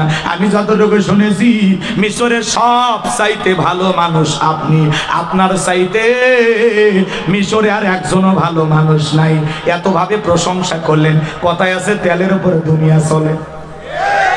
দেখেন না আপা আপা কয়ে মুখের ফেনা তুলে ফেলে দেয়, কথা কন না কেন? দেখেননি আপনারা? এই জন্য বাজানকে আমার একটু পান দিতে পারলে সবাই খুশি হয়, কথা কন। এই যে আমি ওয়াজ করতেছি, যদি ওয়াজের শেষে বলেন হুজুর সেই ওয়াজ ফাটাইছেন জমাইছেন, আমি খুশি হয়ে যাব, কথা কয় না? আবার আমি যদি বলি মেহেরপুরের মানুষ জান্নাতি মানুষ, নম্র ভদ্র বিনয়ী মানুষ, এই যে সভাপতির যদি প্রশংসা করি, আপনার মতো মানুষ, আহারে কি সুন্দর চেহারা, মনে হয় নবীর সাহাবী আবু বকরের মতো, আহারে কি নরম সরম মানুষ, আল্লাহ হযরত আবু বকরের সাথে জান্নাতে কবুল কর। উনি খুশি হয়েছে না? এ কথা কয় না তো, মানুষের প্রশংসা করলে মানুষ খুশি হয়, কথা বলে ঠিক কি না আমার ভাইরা? এই জন্য আপা আপা কইয়া ফেনা তুইলা, কথা কয় না কেন? আপা আবার বলতেছে আমি এখনো পদত্যাগ করিনি, আমি এখনো বাংলাদেশের প্রধানমন্ত্রী, আপনি আছেন, আপনি দেশ চালান, আমরা চাই আপনার, কথা কয় না? হ্যাঁ আসেন আসেন, রাগ করতেছে? আমাদের চাওয়া কম, আল্লাহ বলে তোরা চাইলি পদত্যাগ, আমি আল্লাহ তার সাথে বেশি কিছু করে দেব, আমি ওদেরকে দেশ ত্যাগ করতে বাধ্য করবো, কথা বল ঠিক কিনা? কোথায় গেল ক্ষমতায় থাকা সে সমস্ত এমপি মন্ত্রীদের বড় বড় ডায়লগ, কথা বলে না কেন? মন্ত্রীরা সব কোথায় গেল, কোথায় কাদের কাকা, ওদের সারা দেশটা বড় লাগে ফাঁকা ফাঁকা, পালাবো না পালাবো না পালাবো না পালাবো না বলতো কাদের কাকা, ওদের সারা দেশটা বড় লাগে ফাঁকা ফাঁকা। আইন মন্ত্রী আটকে গেল আইনেরই ফাঁকে, দাড়ি সারা দরবেশটারে ভণ্ড ভণ্ড লাগে, কথা কন না কেন? এখানে দাড়ি কেটে নৌকা ছেড়ে বেলে যাচ্ছে, কথা কয় না কেন? এখন এই দৃশ্য দেখে ফখরুল সাহেব বলতেছে, মির্জা ফখরুল বিএনপির মহাসচিব ছিলেন তো, উনি সেদিন এক বক্তৃতা দিতে বলতেছে এরা শেষ সময় নৌকাকে সম্বল মনে করে, কিন্তু নৌকা দিয়ে তো ওই পার পর্যন্ত যেতে পারে না। এই জন্য ফখরুল সাহেব গান গাইতেছে আর বলতেছে আগে জানলে তোর ভাঙ্গা নৌকায় ছুটতাম না, কথা কয় না? এই জন্য ওরা বড় বড় কথা বলতো, কই গেল? আছে আছে। আইন মন্ত্রী আটকে গেল আইনেরই ফাঁকে, দাড়ি সারা দরবেশটারে ভণ্ড ভণ্ড লাগে। শুনেছি ভাই কত নেতা নেত্রী খাইতেছে রে ভাই ডান্ডা, বিচারপতি কালামানিকের ফাটিয়েছে নাকি আন্ডা। পলকের ঝলক গেল পলকের ঝলক গেল, থামিয়ে নেটের চাকা, ওদের সারা দেশটা বড় লাগে ফাঁকা ফাঁকা। কোথায় গেল সংসদতে মমতাজের গান, কোথায় গেল হযরত বলা শামীম ওসমান? শামীম ওসমান নাম শোনেন নাই? 70 রাকাত তাহাজ্জুদ পড়তো আর জনগণের খেলা হবে খেলা হবে, কই কই আজকে আছে? আজকে পুরো মাঠ পড়ে আছে, কিন্তু শামীম ওসমানকে মাঠে দেখা যায় না, তাদেরকে আর নিয়মিত বিটিভিতে দেখা যায় না, কথা কোন ঠিক না? একটু অপেক্ষা করেন, কষ্ট হচ্ছে নাকি আপনাদের? লিল্লাহে তাকবীর। এজন্য ক্ষমতা পাইলে বড়াই করতে নাই, অহংকার করতে নাই, ক্ষমতার চেয়ার ভাঙতে আল্লাহর সময় লাগে না। ক্ষমতাকে আমানত মনে করে লাগে, নিয়ামত মনে করে লাগবে, কথা কন? মনে করে লাগবে আমি জনগণের সেবক, এটা দায়িত্ব নিয়ে কাজ করা লাগবে। যারা দুনিয়াতে ক্ষমতার চেয়ারে বসে ন্যায় বিচার কায়েম করবে, মানুষের অধিকার প্রতিষ্ঠিত করবে, জুলুম করবে না, ইসলাম আলাদেরকে নিরাপদ একটা সুন্দর জীবন উপহার দেবে, যারা এই দেশের সকল মানুষের বেঁচে থাকার অধিকার প্রতিষ্ঠিত করবে, যারা এই আল্লাহর জমিনে আল্লাহ রাব্বুল আলামিনের কোরআন সুন্নাহ বিরোধী কোনো আইন পাস করবে না, এরা কখনো ক্ষমতার চেয়ার থেকে পতন হওয়া লাগবে। কিন্তু যারা ক্ষমতার চেয়ারে বসে জুলুম করে, অত্যাচার করে, মামলা হামলা নির্যাতন জুলুম চালিয়ে এদেশের মানুষের রক্ত নিয়ে খেলা করে, মনে রাখবেন যুগে যুগে জুলুম করেছে যারা, পালিয়ে গেছে তারা। মানুষ এমনি পালায় না, পালানোর পিছনে কারণও থাকে, কথা কোন ঠিক না? কষ্ট হচ্ছে নাকি আপনাদের? লিল্লাহে তাকবীর। আমার ভাইরা লম্বা করবো না, সংক্ষিপ্ত কথা বলে দিয়ে যায়। এইবার মিশরে বাদশাটাকে বলে, এই ছেলেটাকেই গোরস্থানের দারোয়ানের চাকরিতে নিয়োগ দেওয়া হলো। আমার ভাইরা মিশরে গোরস্থানের দারোয়ানের চাকরি পাওয়ার পরে ফিরাউন মনে মনে চিন্তা করে, বাদশা প্রতি মাসে বেতন দিবে ঠিক আছে, কিন্তু এই বেতন দিয়ে তো আমার চলবে না, আমার আরো ইনকাম করা দরকার। এইবারে যারা গোরস্থানে লাশ দাফন করতে আসে ওদেরকে ডেকে বলে, শোনো, এই গোরস্থানে যদি লাশ দাফন করতে চাও লাশ প্রতি আমার একটা করে দিরহাম দেওয়া লাগবে, না হলে লাশ দাফন করতে দেব না। জনগণ টেনশনে পড়ে গেল, একটা দিরহামের জন্য বাদশার দরবারে বিচার সালিশ নিয়ে যাব, লাশ পয়সা গলে শেষ হয়ে যাবে, অতএব একটা টাকা যদি পাই এই ছেলেটাই পাক। এই কথা ভেবে জনগণ একটা করে দিরহাম ঘুষ দেওয়া শুরু করলো। 1 টাকা হলে ওইটাও কি ঘুষ? বাংলাদেশ অবশ্য ঘুষ নাই। শোনো এই দেশটার গল্প করি, দেশটা মনে হয় স্বপ্নপুরী, শুধু কর ঘুষ কর মদ কর জুয়া কর, এটাই আছে ভুরি ভুরি, এটাই আছে ভুরি ভুরি। এ দেশে অসৎ কামাই কেউ করে না, তবে ঘুষের টাকা পেলে কেউ তো ছাড়ে না। টেবিলের নিচ দিয়ে হাত বাড়িয়ে কালো টাকাটা নাই সারিয়ে করছে ওরা বড় দেশের চুরি, করছে ওরা বড় দেশের চুরি। শোনো এই দেশটার গল্প করি, একটা ছেলের চাকরির জন্য 10 লাখ 15 লাখ 20 লাখ টাকা ঘুষ দেওয়া লাগে ওপরওয়ালাকে। ওপরওয়ালা বলতে কি ফেরেশতা এসে নিয়ে যায়? এদেশের চেয়ার টেবিল পর্যন্ত ঘুষ খা, কথা মানে কি না? আমার ভাইয়েরা, সুদ ঘুষ দুর্নীতি মুক্ত বাংলাদেশ গড়তে হবে, কথা কয় নাকি? সামনের দিকে যাই বাজান, আরো মজা পাবেন, একটু অপেক্ষা করেন, আমি যে কথা বলতে চাচ্ছিলাম। এইবার বাজান গো আমার, গুরুস্থানের ভিতরে মানুষ লাশ স্থাপন করে, একটা করে দিরহাম ফিরাউনের পকেটে দেয়। আল্লাহর খেলা বোঝা বড় দেয়। ওই জামানা আল্লাহ একটা মহামারী দিল, ওই মহামারীর নাম ছিল ডায়রিয়া, কলেরা। 2020 সালে আল্লাহ তাআলা আমাদেরকে একটা মহামারী দিয়েছিলেন, যার নাম হলো ধরো না ছুঁয়ো না, নাম হলো করোনা। বাবার করোনা হয়েছে, ছেলে দেখতে যায় নাই, এমনকি বাবা হাসপাতালে মারা গেছে। বাবার সম্পত্তি ভালো লাগে, কিন্তু মৃত বাবার কবরে এক মুঠো মাটিও দেয়নি। মার করোনা ধরা পড়েছে, বস্তাবন্দি করে মাকে ফেলায় আসছে। ভাইয়ের করোনা হয়েছে, আর এক ভাই দেখতে যায় নাই। এই করোনা মহামারী বুঝে দিয়েছে দুনিয়াতে কেউ কারো আপন না। স্বামীর করোনা হয়েছে, স্ত্রী কাছে যায় নাই, স্বামী আলাদা একটা রুমে থাকছে, একটা ভাঙ্গা প্লেটে কিছু খাবার টাবার দিয়া স্বামী রুমের ভিতরে বাঁশের একটা লম্বা লাঠি দিয়া দরজার ফাঁক দিয়ে খাবার ঢুকাইয়া দিয়েছে। স্বামী যখন কিছুদিন পরে করোনা থেকে মুক্ত হয়েছে, আল্লাহ তাআলা সুস্থতা দান করেছে। এইবার যখন স্ত্রীর সাথে মিলিত হয়েছে, দেখা করার পরে বিবি ডেকে বলে, তুমি জানো না শেফালির বাপ, আমি তোমার জন্য কত দোয়া করেছিলাম, আল্লাহর কাছে বলেছিলাম, আল্লাহ আমার হায়াত নিয়ে হলেও শেফালির বাপকে তুমি বাঁচাইয়া দাও। স্বামী মনে মনে বলে, বিবি আমারে যে তুমি কত ভালোবাসো এটা আমি জানি, কতদিন মোবাইল থেকে ছবি দেখেছিলাম আর কান্নাকাটি করেছিলাম, এই বুঝি দরজা খুলে আমার সাথে দেখা করবা, দুইটা সুখ দুঃখের গল্প করবা। পাশানির মতো একবারও দেখা করলে না, কথা বললা না, আজকে বলতেছো আমারে তুমি অনেক ভালোবাসো। আমারে যে তুমি কত ভালোবাসো তার প্রমাণ আমি পাইছি। আমি যখন অসুস্থ ছিলাম আমারে তখন তুমি বাস দিয়া খাওয়াইছো, কথা ঠিক কিনা? এই জন্য করোনা মহামারী বুঝা দিয়েছে দুনিয়াতে কেউ কারো আপন না। কার জন্য আল্লাহকে ভুলে গেছেন, কার জন্য এত অর্থ করি টাকা পয়সা জমাইতেছেন, মরে গেলে আপনার আমার নাম হয়ে যাবে লাশ, দুনিয়ার সব মানুষ ভুলে যাবে, কথা বলে ঠিক কিনা? এই জন্য আল্লাহ রাব্বুল আলামিনকে ভালোবাসেন, আল্লাহর গোলামিতে সময় কাটান, আগে আখিরাতকে টার্গেট করেন, তারপরে দুনিয়া যতটুকু হয় হইল, না হইলেও সমস্যা নাই। আখিরাতকে টার্গেট করবেন, তাহলে দুনিয়া পায়ের কাছে আসে, কথা কোন ঠিক কিনা? আমার ভাইয়েরা, লম্বামি করবা না। ওই করোনা মহামারীতে যেমন হাজার হাজার মানুষ মারা গেছে, ওই সময়ের ডায়রিয়া কলেরাতে হাজার হাজার মানুষ মারা যায়। আর ফিরাউনের পকেটে একটা করে দিরহামতে টাকা পাইতে পাইতে এত টাকার মালিক হয়ে গেল, টাকা রাখার আর জায়গা নাই। বাদশার দরবারে একদিন চলে আসছে, বাদশা আমার কাছে কিছু টাকা আছে, এই সমাজের অনেক গরিব মানুষ আছে যারা খাজনা দিতে পারে না, যারা খাইতে পারে না, আমি গোরস্থানের দারোয়ান, আমার সেই টাকা দিয়া তাদের খাজনা পরিশোধ করে দেব। বাদশা ডেকে বলে, বাবা এ তো ভালো উদ্যোগ, তোমার মতো ছেলে ঘরে ঘরে জন্ম নেওয়া দরকার, ঠিক আছে যাও তুমি টাকাগুলি নিয়ে আসো। রাজ্যের ভিতরে আমি ঢোল পিটায় খবর দিলাম, রাজ্যের ভিতরে সংবাদ পৌঁছায় দেওয়া হলো, যারা গরিব মানুষ আছো, খাজনা দিতে পারো না, খাইতে পারো না, বাদশার দরবারে চলে আসো, গোরস্থানের দারোয়ান তোমাদেরকে কিছু দিয়া সহযোগিতা করবে। হাজার হাজার মানুষ আসছে, আর ওই যে ঘুষ খাওয়ার টাকা, টাকা কি ফিরাউনের বাপের? সিস্টেমে দিতেছে, সিস্টেমে, কথা কয় না কে?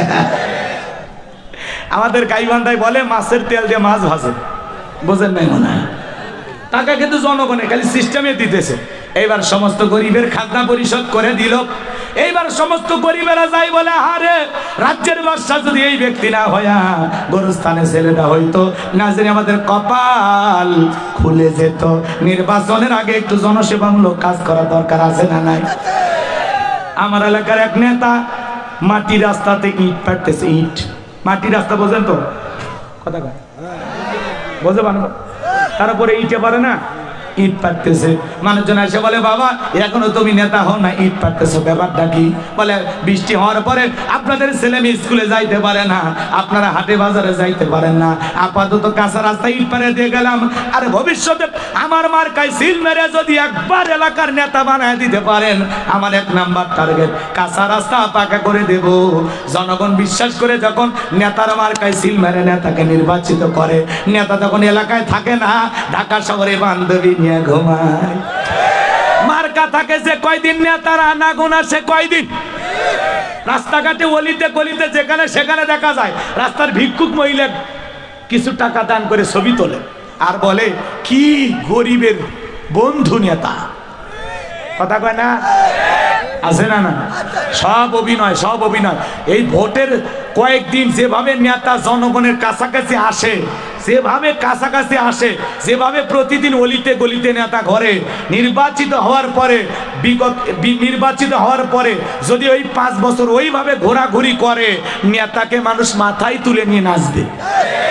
কিন্তু মার্কা থাকে যে কয়দিন আনাগোনা সে কয়দিন। মার্কায় ভোট নেওয়া শেষ, নেতার সোনার বাংলাদেশ। এখন নেতাকে দাওয়াতে আর খুঁজে পাওয়া যাবে না, কথা ঠিক কিনা? আর আমরা তার পিছনে 1.5 টাকার বিড়ি আর 3 টাকার চা খায় কি স্লোগান, বল্টু ভাইয়ের চরিত্র ফুলের মতো পবিত্র, নামাজ পড়ে 1 ওয়াক্ত, গাঁজা খায় 5 ওয়াক্ত, ঘুমচুরিতে পাকাপোক্ত, শয়তানের 1 নাম্বার ভক্ত, হুজুরদের জন্য খুবই শক্ত, সুচা খাই গরিবের রক্ত। নির্বাচনের পোস্টারে লেখা থাকে গরিবের বন্ধু, ভোট দিয়ে দেখেন গরিবের কয় নাম্বার শত্রু। একটা বয়স্ক ভাতার কার্ড বানাইতে গেলেও নেতা টেকা খায়, কথা কন না কে? ওই ঘুমচোর ডালচোর ওরা যদি আবার ওই দেশের নেতৃত্বে যায় এ দেশকে আবারও একেবারে তুলিবিহীন ছড়ানো। 11 লক্ষ কোটি টাকা দুর্নীতি করে নিয়ে গেছে। দেশের আছে কি রিজার্ভ খালি, কথা কয় না? এই জন্য এদিক খেয়াল করেন, ওই ঘুমচোর ডালচোর তেলচোর ওদেরকে আবার ক্ষমতায় আনা যাবে না, কথা বলেন? রাগ কইরেন না, রাগ কইরেন না। এমনও নেতা আছে রাস্তা ইট খেয়ে ফেলে দেয়, রাস্তার পিচ খেয়ে ফেলে দেয়, ব্রিজে ঢুকানোর কথা ঢুকে দেয় বাঁশ। এমন ব্রিজ বানাইছে উৎপাদন করার আগে ব্রিজ রুকুত চলে গেছে, কথা ঠিক কি না? এমন নেতা আছে না নাই? এই জন্য দোষ খালি নেতার দিয়ে লাভ নাই, আপনার আমারও দোষ আছে। গাছের গোড়া ঠিক, মাথাও ঠিক। জনগণ 1 নাম্বার, নেতা 1 নাম্বার। জনগণ 2 নাম্বার, নেতা হবে 6 নাম্বার। আমার এক নানি আছে এলাকায়, ভোটের পরের দিন গেছি, আমারে বলতেছে নাতি দোয়া করিস প্রত্যেক বছর যেন একবার নির্বাচন হয়। নানি কারণ এক রাতে 4200 টাকা কামায়।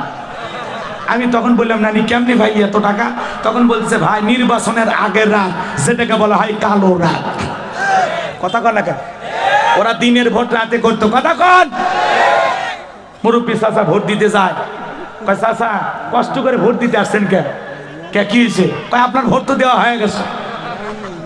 চাচা বলে আমি আসলাম এই মাত্র, ভোট কেমনি হলো? কয় দেওয়া হয়ে গেছে, আপনি যান, খামাখা কষ্ট করা লাগবে কেন, আমরা আসি তো। চাচা এবার যাইতেছে, পিছন থেকে ডেকে বলে চাচা বাড়ির তো আপনি যাবেন, চাচিমাকে যান পাঠাইন না, চাচিকে যা বলবেন চাচিরও ভোট দেওয়া শেষ। তখন বলতেছে ভাতিজা আমার ভোট তোমরা দিছো বুঝলাম, কিন্তু তোমার চাচির ভোট কেমনে দিলা? কি হয়েছে?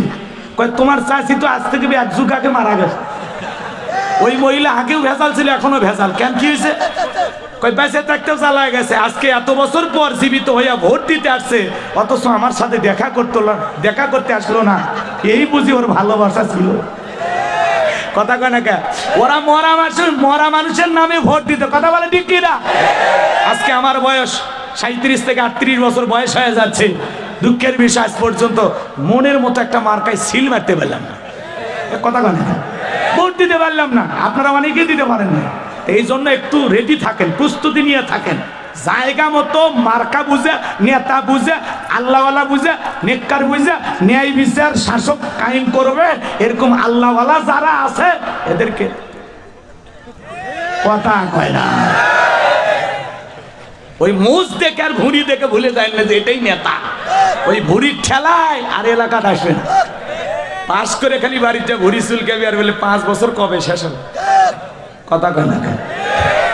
যেই নেতাকে ডাকলেই পাশে পাওয়া যাবে, বিপদে আপদে কাছে পাওয়া যাবে। যে নেতা আপনি মারা গেলে নিজের ইমামতিতে জানাজার নামাজ পড়া কবরে রাখতে পারবে। যেই নেতার হাতে ক্ষমতায় গেলে জনগণের হক নষ্ট করা তো দূরের কথা, নিজের বাড়ির খাবার নিয়ে এসে আপনাকে খাওয়াবে। পারবেন তো ইনশাআল্লাহ? বোঝেন আপনি কাকে নির্বাচিত করবেন। আমরা ডাইরেক্ট বলতেছি, বুঝে নেওয়া যায়। সিদ্ধান্ত আপনাদের। আমার ভোট আমি দেব না, না না না, যাকে খুশি তাকে দেব, এটা ভুল কথা। আমার ভোট আমি দেব, নেতা দেখে বুঝে শুনে দেব, ভালো নেতাকে দেব। কথা ঠিক না? এদিকে খেয়াল করেন।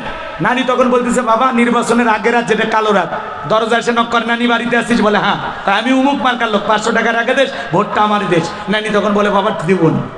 আর এক মার্কা ঢুকছে 500, আর এক মার্কা 1000, এরকম করতে করতে যত মার্কার লোক ঢুকছে ভাই, কারো মনে দুঃখ দেই না। 2 দিন পর কবরে যাব, কার মনে কষ্ট দেবো? সকালবেলা কইনে দেখি 4200 টাকা। তাহলে যেই দেশের জনগণ নির্বাচনের আগে নেতার কাছে 500 টাকা, 1000 টাকার বিনিময়ে তার 5 বছরের আমানত বিক্রি করে, এমন জনগণ দিয়া দেশে ইসলাম কায়েম করা যাবে না। এক পাগল তেঁতুল গাছের নিচে হাত তুলে বলে, আল্লাহ এই তেঁতুল গাছে রাজশাহীর ফজলি আম দে, রংপুরের হাড়িভাঙ্গা দে, সাপাহারের আমরুপালি দে। আল্লাহ তখন ডেকে বলে, পাগল চোখটা খুলে দেখ কোন গাছের নিচে দোয়া ধরে দিস। তেঁতুল গাছের নিচে দোয়া করলে যেমন কিয়ামত পর্যন্ত আম পাওয়া যাবে না, নির্বাচনের আগে নেতার কাছ থেকে চা বিড়ি পান সিগারেট সামান্য টাকার বিনিময়ে ভোট বিক্রি করে উমরের মতো নেতা চাইলে দেশে পাওয়া যাবে না। আপনি যখন বলেন আল্লাহ এই দেশের নেতাদেরকে উমরের মতো বানায় দাও, আল্লাহ তখন বলে, উমরের দেশে থাকার মতো জনগণ হতে পেরেছিস? কথা কয় না? আপনি হারাম খায়া সুদ খায়া হাত তুলে বলেন রব্বানা আতিনা ফিদ দুনিয়া, আল্লাহ বলে তোর মতো সুদ খুরে দোয়া কবুল হবি না। তোর হাত থেকে আসে সুদের গন্ধ, ঘুষের গন্ধ, মানুষ মারার রক্তের গন্ধ। খানায় কাবা জিয়ারত করলেন আর মনে করলেন হাজি হয়ে গেলেন। আবু জেহেলও খানায় কাবা বহুবার জিয়ারত করছে। কথা কয় না? হাজিদেরকে পানি পান করাইছে, খেজুর খাওয়াইছে, আপ্যায়ন করছে। সে আবু জেহেল কি মনে হয় জান্নাতে গেছে নাকি? কম এই জন্য খালি তাহাজ্জুদ পড়বে, ফজর পড়বে, নানান কথা বলে মানুষকে ধোকা দিয়ে বোকা বানাইতো। সব ছিল নাটক। কথা বলে ঠিক না? কি কষ্ট হয় নাকি আপনাদের? লিল্লাহি তাকবীর। আমার ভাইয়েরা গভীর মনোযোগ দেখো না, কথাগুলো শুনে যান। আমি যে কথা বলতে চাচ্ছিলাম বাজান, এইবার জনগণের খাজনা পরিশোধ হয়ে গেল। আপনাদের উদ্দেশ্যে শুধু আমি একটা কথা বলে যেতে চাই, আল্লাহ যাদের হায়াত দেবেন, যেই দুনিয়ার জমিনে যারা জীবিত থাকবেন, আমি গুনাহগারের সামনে কি একটা ওয়াদা দেওয়া যাবে? যতদিন আল্লাহ জীবিত রাখবে বাজান, নির্বাচনকে কেন্দ্র করে একটা টাকাও খাবেন না, চা বিড়ি পান সিগারেট খাবেন না। সৎ নেতাকে নির্বাচিত করবেন, আল্লাহওয়ালাদেরকে নির্বাচিত করবেন। এদেশের নায়েব রাসূল যারা ওলামায়ে কেরাম তাদের সাথে থাকবেন। জীবনে কোনোদিন নির্বাচনকে কেন্দ্র করে 1 টাকাও খাবেন না। তালুকদার বংশের মতো কলিজা বড় হলে হাত তুলে দেখান, কারা কারা কোনোদিন নেতার কাছ থেকে কিছু খাবেন না? মনে থাকবে?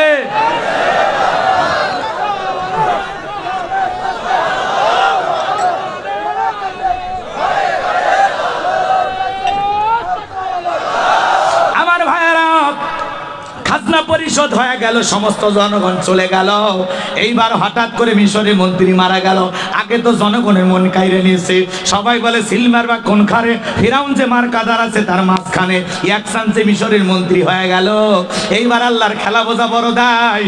ওই দেশের যিনি বাদশা ছিল, বার্ধক্য জনিত কারণে মিশরের বাদশা মারা গেল। এইবার ফিরাউন সমস্ত নেতা আর জনগণকে ডেকে বলে, শোনো, বাদশা ছাড়া একটা দেশ চলতে পারে না, তোমরাই বলো মিশরের বাদশা হবে কে? সমস্ত জনগণ ডেকে বলে, আপনার চাইতে ভালো চরিত্র, ভালো ভালো মানুষ আমরা দেখি নাই, আপনি আমাদের নেতা হবেন, আমাদের কারো কোনো আপত্তি নাই। জনগণের সমর্থন পাইয়া এক চান্সে যখন মিশরের বাদশা হয়ে গেল, হামানকে ডেকে বলে, হামান, আজ থেকে তুই আমার মন্ত্রী আর আমি হব মিশরের বাদশা, দুইজন মিলে সুন্দর করে মিশর পরিচালনা করব। হামান বোঝেন না? এই হামানের মাথায় কোনো চুল ছিল না, সাদে মানলাই বাম পাল্লক, পুরো মাথা ছিল ভারতের দমদম এয়ারপোর্ট, টাকো হামান। আজও পৃথিবীতে দেখবেন এরকম টাকওয়ালা শয়তান বুদ্ধিজীবী আছে না নাই? যারা ইসলাম আর মুসলমান সহ্য করে না, আলেম বিদ্বেষী আছে না নাই? আমার ভাইয়েরা সামনের দিকে যায়, যে কথা বলতে চাচ্ছিলাম, এইবার ক্ষমতার চেয়ারে বসার পরে রাতের বেলায় ঘুমাইতে গেলে চোখে আর ঘুম আসে না, আজে বাজে স্বপ্ন দেখে লাফালাফায় ওঠে। তার দরবারে জ্যোতিষী ছিল 400, এই 400 জ্যোতিষী লিডার নাম হলো দবিরা, বয়স হলো 320 বছর। দেখে বলে দবিরা, কেন জানি রাতের বেলায় ঘুমাইতে পারি না, আজে বাজে স্বপ্ন দেখে লাফায় লাফায় উঠি। দেখে বলে, নেতা আমাকে একটু সময় দেন, আমি আপনার ভাগ্য গবেষণা করে দেখতেছি। এইবার দবিরা ভাগ্য গবেষণা করে বলে, নেতা যদিও ছিলেন ভবঘুরের যুবক, তরমুজের খেতে লেবার, গোরস্থানের দারোয়ান, এরপরে মিশরের মন্ত্রী, বর্তমান রানিং বাদশাহ, আঙ্গুল ফুইলা কলার গাছ, কিন্তু আপনার ভবিষ্যৎ জীবন বড় অন্ধকার। আগামী 3 মাসের মধ্যে বনি ইসরায়েল সম্প্রদায়ের মধ্যে মুসা নামের একটা ছেলে জন্মগ্রহণ করবে। ওই মুসার কারণে রাজত্ব পাওয়ার ক্ষমতা থাকবে না। নেতারে, এমনকি আপনার জীবন যাওয়ার সম্ভাবনাও দেখা যায়। এই কথা শোনার পরে ফিরাউনের মাথা ঠান্ডা না গরম? কাঠকর পুরায় ক্ষমতার চেয়ারে বসলাম, আর একটা মুসার কারণে রাজত্ব পাওয়ার ক্ষমতা থাকবে না, এটা তো মেনে নেওয়া যাবে না। আমাদের সমাজেও দেখবেন যারা খানকা নিয়ে বসে থাকে, হু হু জিকির করে, গাঁজা মদ খায়, গাঁজার কলকিতে টান মারে, আল্লাহ ফালাবি করে। দেখেন না আপনারা? কথা কন না আপনারা? দেখেন না? দেখেন না? গাঁজা খায় মুজদারি লাল বানাইছে, টর্চ লাইট মেরে, মুখ কোথায় খুঁজে পাওয়া যায় না। বাবার মাথার চুলে ঝট, বাবার হাতে গাঞ্জার পট, সালা পিন্ধে থাকে, তবিল থাকে, সব দেখা যায়। মানুষ তাদের কাছে যায় আর বলে, সবকিছু সারিয়া তোরা বাবার চরণ ধর, আয়না বসাইয়া দে তোর কলিজার ভিতর বাবারে। ভণ্ড আছে না নাই? ভণ্ড বাবাদের কাছে যায়, ডুগি তবলা বাজায়, গাঁজা মদ খায়, আর আউল ফাউল গান গায়, এরকম আছে নাই? আছে না নাই? আপনাদের এলাকা অবশ্য নাই, ওই এলাকাতেও আছে গাঁজা খো। আচ্ছা বলেন তো, এই ভণ্ডবীরদের কাছে যাওয়া যাবে? আমার গায়ে বান্ধা লক্ষ্মীপুরে একবার গেছিলাম বাজান, মাজারে যায় দেখি গাঁজা খাইতেছে আর গান গাইতেছে, কয় আমি পাপী গুনাহগার বান্দা জহির কেমনে হব রে পার, ও জহির বাবা নৌকার মাঝি আমাই করিও পার। এরকম ভণ্ড আছে না নাই? কোন তালা বাবা, সালা বাবা, শিকল বাবা, ভণ্ড বাবা, লাউ বাবা, কদু বাবা, ওদের কাছে যাওয়া যাবে? পিস্তল বাবা, কয়েকদিন আগে দেখলাম একটা ভিডিও, চটি বাবা জুতে দিয়ে মুড়িদের মাথাতে এরকম থাবড়াচ্ছে, জুতে দিয়ে, জুতে চটি দিয়ে এরকম থাবড়াইতেছে, দোয়া করতেছে, গালে মারতেছে জুতে দিয়ে, মাথায় মারতেছে জুতে দিয়ে। এর নাম নাকি চটি বাবা। কি বাবা? কি বাবা? হাই রে, এই দেশে ভণ্ডামি করার মানুষ আর বাইরে। জুতে দিয়ে মুড়িদের কপালত থাপড়াইতেছে, মাথাত মারতেছে, গালত মারতেছে, এটা নাকি দোয়া। মহিলাদের চটি স্যান্ডেল দেখেননি? এ ভাই কথা কন না, কেন রাগ করতেছেন? যদি বেশি হয় তাহলে দোয়া করে দেন, ওদের ফাঁকে ফাঁকে একটু এদিক সেদিক যায়, রাখবেন কইরেন না, একটু বাস্তবতা তুলে ধরা লাগবে। কথা বলে ঠিক কিনা?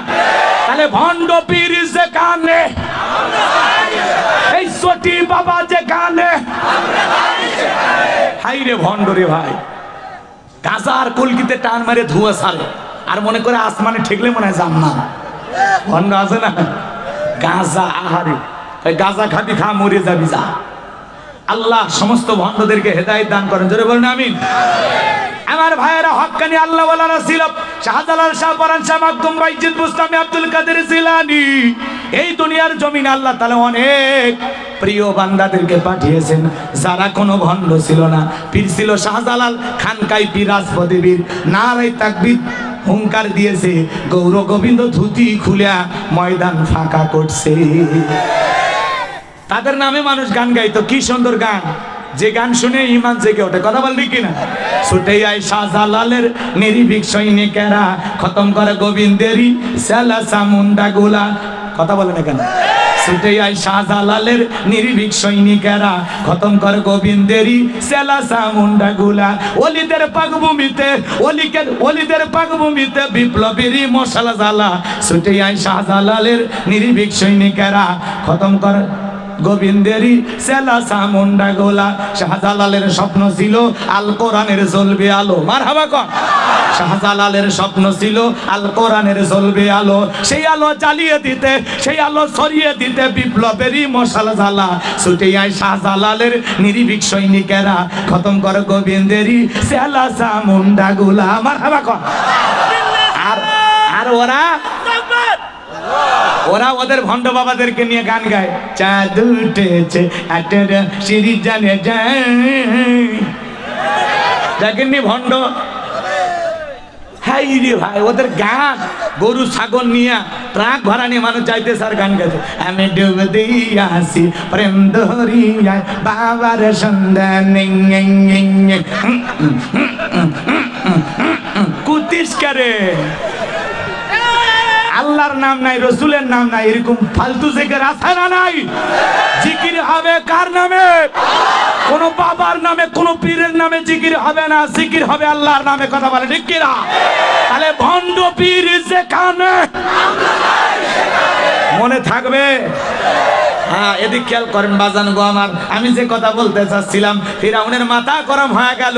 মুসা আসবে, ক্ষমতার চেয়ারে চলে যাবে, এটা তো মানা যায় না। এই জন্য বাজান বাংলাদেশের দিকে তাকায় দেখবেন, যারা খানকা নিয়ে বসে থাকে, দরবার নিয়ে বসে থাকে, ওদেরকে কেউ টার্গেট করে না, ওদেরকে জেলে দেয় না, ওদের খানকার ওরস বন্ধ করে না। কিন্তু যারা এই দুনিয়ার জমিনে হক কথা বলে, আল্লাহর আইনকে প্রতিষ্ঠিত করার স্বপ্ন দেখে, তাদেরকে টার্গেট করে করে জেলখানায় বন্দি করা হতো। হক কথা বললে বিপদ আছে না নাই? তারপরে হক কথা বলা লাগবে বাজান। সামনের দিকে যাই, যে কথা বলতে চাচ্ছিলাম, এইবার ফেরাউন হামানকে ডেকে বলে, হামান, দবিরা কি বললো? মুসা নামের একটা ছেলের আগমন ঘটবে, এইবার বল কি করা যায়? দবিরার কথা শোনার পরে হামান ডেকে বলে, নেতা টেনশন নাই, মাইট ইজ রাইট, জোর যার মূল্য তার, পাওয়ার রাজত্ব ক্ষমতা আমাদের হাতে, আমরা যা বলবো মিশরের জনগণ তাই মানতে বাধ্য। এইবার বলে কি করতে চাস? হামান ডেকে বলে, নেতা, যত ছেলে সন্তান জন্মগ্রহণ করবে সবাইকে জবাই করে করে দুনিয়ার বুক থেকে বিদায় করে দেব, তাহলে আপনার শত্রু মুসার জন্ম হবে না। এই কথা শোনার পরে ফিরাউন ডেকে বলে, হামান রে, আসলে তোর মাথায় বুদ্ধি আছে, তবে শোন, ছেলেগুলোকে জবাই করবি, মেয়েগুলোকে জবাই করবি না, কারণ ছেলেদের মধ্যে আমার শত্রু আছে, মেয়েদের মধ্যে কোনো শত্রু নাই। তার মানে চোরে হলেও মানুষ ভালো, মোবাইল নিয়ে গেল, সিম কার্ড খুলে দিয়ে গেল। কথা বলেন ঠিক কিনা? এবার সন্তান জবাই করা শুরু হয়ে গেল। দেখতে দেখতে 3 মাস অতিবাহিত হয়ে যাওয়ার পরে দবিরাকে বলে, দবিরা, এইবার গবেষণা করে দেখ, আমার পথের কাটা মুসা মরলো না বাঁচলো। এইবার দবিরা গবেষণা করে বলে, নেতা, যদিও বনি ইসরাইল মায়ের বুক খালি কইরা হাজার হাজার সন্তানকে জবাই করে বিদায় করেছেন, বাজান গো আমার, কয়েকটা বর্ণনা পাওয়া যায়। কেউ বলেছেন 20,000 জবাই করেছেন, কেউ বলেছেন 24,000, আবার কেউ বলেছেন 80,000 শিশুকে ফিরাউন জবাই করেছিল। বলেন তো বাজান, মুসা মাত্র কয়জন? আর জালেমেরা মারছে কতজন? এজন্য বাজান গো আমার, অপরাধ করবে একজন, আর জালেমেরা সেই অপরাধের শাস্তি পুরো জাতির উপরে চাপাইয়া দেয়। এইবার বাজান গো আমার, গভীর মনোযোগ দিয়ে শুনবেন। এইবার দবিরা ডেকে বলেন, নেতা, মুসা নামের সেই ছেলেটার আগমন ঘটেছে, জীবিত আছে, সুস্থ আছে, কিন্তু কোন বাড়িতে আছে, কার বাড়িতে আছে, এই তথ্য বলে দেওয়ার ক্ষমতা আমার নাই। চিৎকার মেরে বলেন, জোরে বলেন মারহাবা। আমার ভাইয়েরা, ফিরাউনের রাগ আরো বেড়ে গেল। সেনাবাহিনী প্রশাসন যারা আছে বলে, খামাকা বেতন বোনাস দেই, যাও এলাকায় তল্লাশি চালাও, যে জায়গায় পাইবা মুসারে ধরবার, জবাই করবা, পথের শত্রুটা দূর করা যাও। এলাকায় সেনাবাহিনী নেমে বলল, একদল সেনাবাহিনী মুসা নবীর বাড়ির দিকে রওনা করেছে। মুসা নবীর বড় বোন নাম তার মারিয়ম ডেকে বলে, মা, ওই যে ফিরাউনের সেনাবাহিনী দেখা যায়, মা, আর বুঝি ভাইকে বাঁচানো গেল না, ভাইকে তুমি কই লুকিয়ে রাখবা? মুসা নবীর মা সন্তানকে কোলের মধ্যে নিয়ে এদিক ওদিক দৌড়ায়। কে যেন গাইবে আওয়াজ দিয়া ইলহামের মাধ্যমে জানা দিলেন, মুসার মা, চুলার ভিতরে তোমার ছেলেটাকে ফেলাইয়া দাও, কথা দিলাম গো, তোমার ছেলেকে আবার তোমার কোলেই ফেরাইয়া দেব। সন্তানকে চুলার মধ্যে ফেলে দিলেন। ফিরাউনের সেনাবাহিনী পুরো বাড়ি তল্লাশি চালায় চলে গেল। এবার ওরা যখন চলে গেল, মুসা নবীর মা চুলার ভিতরে তাকায় দেখে মুসা নবী চুলার ভিতরে পড়ে মুস্কি মুস্কি হাসে। সন্তানটাকে কোলের ভিতরে জড়ায় নিলেন।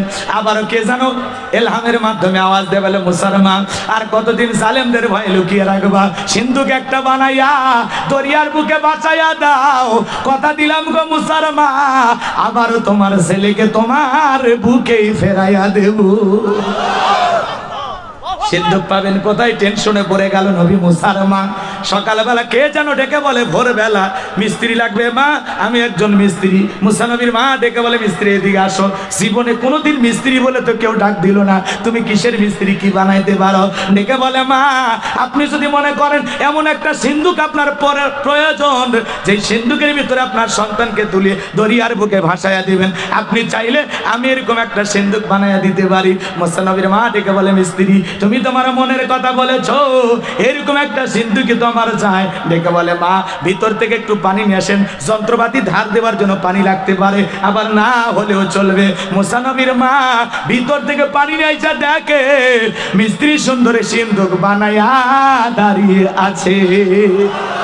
এবার সিন্ধুকটা হাতের মধ্যে দিয়ে মিস্ত্রি দৌড়ায়। মুসা নবীর মা পেছন থেকে ডেকে বলে ও মিস্ত্রি লোহার পয়সা কিনিবা না, কাঠের পয়সা কিনিবা না, পারিশ্রমিকের দামটা কিনিবা না। মিস্ত্রি ডেকে বলে মা যারা বিপদে পড়ে আমি তাদের উপকার করি, বিনিময়ে টাকা পয়সা গ্রহণ করি না।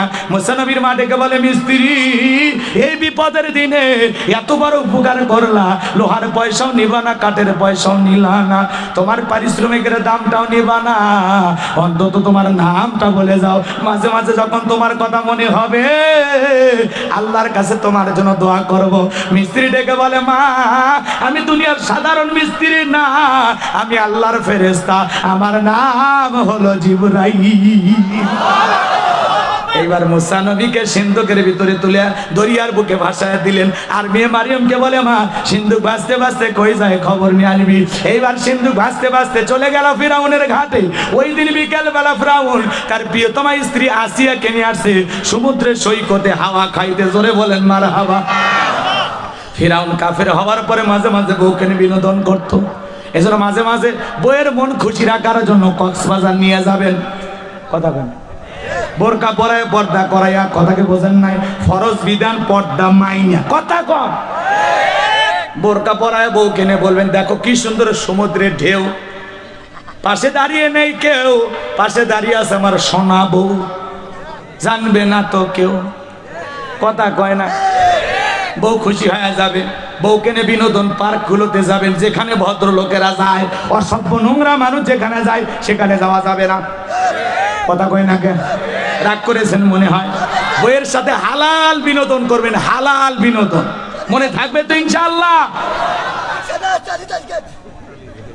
কি কয় এ সারা রাত চালাবে, এত ভালোই সাহস, লিল্লাহে তাকবীর। এ ভাই 12:30 বাজছে, অনেকে দুই একজন ওটা বাসা করতেছেন, আমার সমস্যা নাই, আপনি আপনার ওয়াদা রাখতে পারলেন না, আপনি হিসাব দিবেন, কথা কয় না। খালি হাত তোলে, সব সুদ খাবেন না হাত তোলে, ঘুষ খাবেন না হাত তোলে, নামাজ পড়েন 5 ওয়াক্ত হাত তোলে, সব ব্যাপারে ওয়াদাই পরিপূর্ণ, কিন্তু কাজের বেলায় আমরা জানি শুনি মানি না, কথা কয় না। তাহলে বউকে নিয়ে হালাল বিনোদন করবেন, মনে থাকবে তো ইনশাআল্লাহ। মাঝে মাঝে বইয়ের মন খুশি রাখার জন্য কোনো কথা নাই, বাড়ির ভিতরে যায় বলবেন তোমার যে চেহারা আল্লাহ জীবনে কিছু না দেখে একটা বউ দিয়েছে, ব্যাস বউ খুশি হয়ে যাবে। একটু রসিকতা করবেন, পারবেন তো ইনশাআল্লাহ। এই যুবক, মোবাইলে সারা রাত কার সাথে কথা চলে? দুষ্ট যুবক আছে না? না, এই মোবাইলের কারণে যুব সমাজ নষ্ট হয়ে গেছে, কথা বলে ঠিক কিনা? সারা রাত ইমো মেসেঞ্জারে বান্ধবীর সাথে সেটিং করে, এই মোবাইলের কারণে যুবকদের রাতের ঘুম হারাম, ঘরের দরজা বন্ধ করে উল্টাপাল্টা ভিডিও দেখে, কথা কেন, বান্ধবীর সাথে চ্যাটিং করে, হ্যালো জান খাইছো, কি করো? মেয়ে রাগান্বিত হয়, বলে আজকে খাবোই না, বলে না তুমি না খেলে আমিও খাবো না। নিজের বাবা খাইছে কিনা খবর নেয় না, মা খাইছে কিনা খবর নেয় না, আর বান্ধবী না খাইলে ওই দুষ্ট যুবকের মুখে খাবার ওঠে না। এরকম পোলাপান আছে না নাই? ওদের উদ্দেশ্যে 2-1 মিনিট বলবো। রাগ করেন না তো। দেশে মোবাইল আইছে, সিটি বন্ধ হইয়াছে, দিওয়ানা বানাইছে, পোলা মাইয়ার মনের কথা ভাসে বাতাসে। কথা সত্য না মিথ্যা? পোলা মাইয়ার মনের কথা ভাসে বাতাসে। কথা কোন ঠিক কিনা? ও দেখো পোলা পানের মন বাদা ফেসবুকে এখন, ও দেখো পোলা পানের মন বাদা ফেসবুকে এখন, মোবাইলে চ্যাটিং কইরা কাটায় সারাক্ষণ। এই মোবাইল পাইয়া দেখো মদনের মাইয়া, এই মোবাইল পাইয়া দেখো মদনের মাইয়া কি কাণ্ড ঘটাইছে, স্বামী সংসার রাইখা নাকি পালাইয়া গেছে, স্বামী সংসার রাইখা নাকি পালাইয়া গেছে। দেশে মোবাইল আইছে, সিটি বন্ধ হইয়াছে, দিওয়ানা বানাইছে, পোলা মাইয়ার মনের কথা ভাসে বাতাসে। ও দেশে টিকটক আসিয়া সব গেল ভাসিয়া, দেশে টিকটক আসিয়া সব গেল ভাসিয়া, সিদ্দিক সোরা নায়ক হইছে আইডি খুলিয়া। এই মোবাইলে হাই কি জাদু আছে ভাই, পোলা পান বই যাচ্ছে, পড়ালেখা তুইলা রাখছে সপ্তম আকাশে। থাকার বলবো না, কষ্ট হচ্ছে আমার। এ যুবকেরা দল, তাহলে বিয়ের আগে প্রেম ভালোবাসা করা জায়েজ না হারাম? পিতা মাতা পছন্দ করে বিয়ে দেবে যেখানে বরকত আছে। 20 বছর বয়স হয়নি, বাড়িতে এসে বলে আব্বা উত্তর পারে লাকিকে আমি কথা দিয়েছি, রাজি থাকলে 1 চাপুর না হলে 2 চাপুর। পিতা মাতা বলে বাবা হাজি বংশের মানুষ হলে প্রেম প্রীতি করে বিয়ে হবে না, তো দেখে শুনে ভালো জায়গায় বিয়ে দেবো। ও তখন পিতা মাতার অবাধ্য হয়ে ওই শেফালিক নিয়ে পালিয়ে যায়, বিয়ে করে। 3 মাস পরে ওর ভালোবাসা জানলা ভেঙে ফেলে যায়। যখন অভাব আসবে ভালোবাসা জানালা দিয়ে পালাবে, কথা বলে ঠিক কিনা? এই জন্য এত আবেগ এত ভালোবাসা দেখায় না, প্রেম করে জীবনে কেউ সুখী হয় না। কথা কন। এই জন্য পিতা মাতা দোয়া আছে যেখানে, মুরব্বীদের দোয়া আছে যেখানে, বরকত আছে, ভাগ্যের উন্নয়ন আছে, কল্যাণ আছে সেখানে। কথা বলে ঠিক কিনা? মনে থাকবে তো ইনশাআল্লাহ। পিতা মাতার দোয়া নিয়ে বিয়েই করতে পারলে না, তুমি কিসের মানুষ? তুমি তো কপাল পরা ছেলে। কথা কয় না। পিতা মাতার সংসার করে একটা বাস্তব অভিজ্ঞতা আছে যেটা তোমার নাই। কোন জায়গায় বিয়ে দিলে সংসারটা ভালো চলবে মা বাবা ভালো বোঝে। পাকনামও কইরা না, অল্প বয়সে পাইকে গেছে। কথা কয় না। এরকম ছেলেবেলা আছে না? ওদেরকে সাইজ করবো। দাঁড়ান আমার ভাইয়েরা, আমি যে কথা বলতে চাচ্ছিলাম, এইবার ফিরাউনের সেনাবাহিনী সিন্দুকটা তুলে নেতার সামনে নিয়ে গেল। এইবার ফিরাউন ডেকে বলে সিন্দুকটা খোলো তো দেখি। এইবার যখন সিন্দুকটা খোলা হলো, সবাই তাকায় দেখে সিন্দুকের ভিতরে মনে হয় পূর্ণিমার চাঁদ উদয় হয়েছে। আমার ভাইয়েরা, এইবার ফিরাউন ডেকে বলে তরবারি আনি, সবাই করো এটাই মুসা। আসিয়া বলে থামো, খালি মারা শিখছো, এতগুলো যে মারলে তাও কি শান্তি পাইলা না? স্বামী গো, এই ছেলেটাকে মারার আগে তোমার কাছে আমি একটা প্রশ্ন করতে চাই।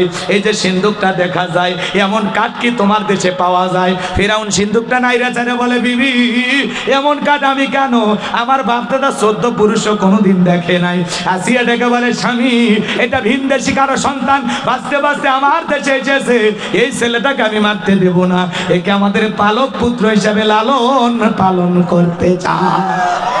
এক দেখাতে আসিয়ার চোখের ভিতরে, অন্তরের ভিতরে নবী মুসার প্রতি মহাব্বত পয়দা করে দিলেন কে? মহাব্বত সৃষ্টি করে দিলেন কে? এইবার ডেকে বলে স্বামী, এই ছেলেটাকে আমি পালবো। তখন ফিরাউন চিন্তা করে এতগুলো মারলাম, মুছে খুঁজে পেলাম না, আর বউ একটা ছেলে দেখে বায়না করছে। যা, অনেক কঠিন স্বামী মাঝে মাঝে বইয়ের কাছে দুর্বল হয়। কথা কর না কেমন? তো বলতেছে ঠিক আছে, তোর কথা মাইনে নিলাম।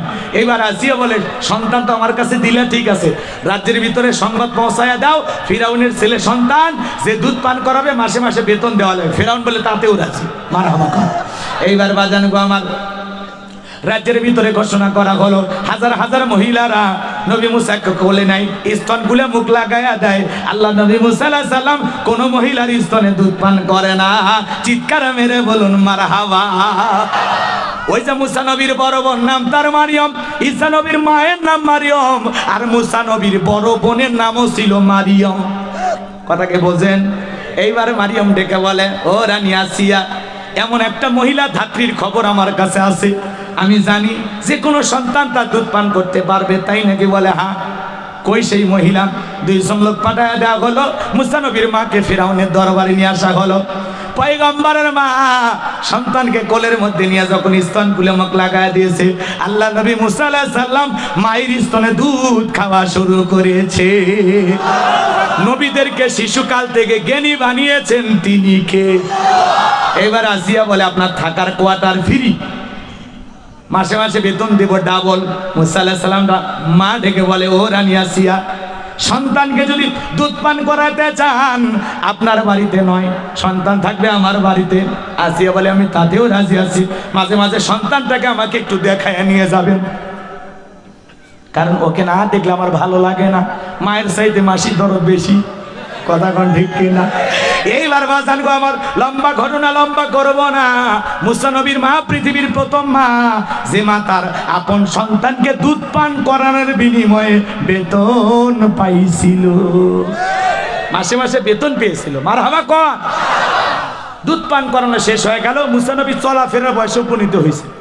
আসি একদিন বলে সন্তানটাকে কোলে নাও তো, মানুষ দেখলে মনে করবে ছেলে তোমারই, ধরো একটু কোলে নাও। মাঝে মাঝে দেখবেন মা বোনেরা যখন বিরক্ত হয়, রাগান্বিত হয়ে বাচ্চা কোলে দেয়, বলে সামলাও, বাপের কিচ্ছু ছাড়েনি, বাপও খারাপ এটাও খারাপ, বাপও হারামি, ছেলে হয়েছে ডবল হারামি। মাঝে মাঝে বিরক্ত হয় না? সন্তান যখন বেশি বানা করে কয় বংশের দোষ, কথা কয় না। সন্তান একটু খারাপ হয়ে গেলে সব দোষ বাপের, বাপের 14 গোষ্ঠী উদ্ধার করে ফেলে দেয়। আর ছেলেটা মেয়েটা যদি ভালো হয় বলবে ভালো হবে না, মা যে ভালো। কথা ঠিক আছে? কষ্ট হচ্ছে আপনাদের? সব দোষ পুরুষের, আর ওরা সব জান্নাত থেকে পালিয়ে যাচ্ছে, ওরা নিষ্পাপ, কথা কম। অথচ ওদের কারণে আমাদের জীবন শেষ, জীবন শেষ। কার জন্য এত কষ্ট করি? ওই পাগলি করে জন্য। কথা বল, সারা জীবন দিবেন, খালি 1 বছর ঈদের মার্কেট না করে খালি পরীক্ষা করেন, দেখবেন কি শুরু করে দেয়, তুফান তুলে ফেলে দেয়, তুফান। কোন বছর ঝগড়া না করলে কিছু নিয়ে দিয়েছ?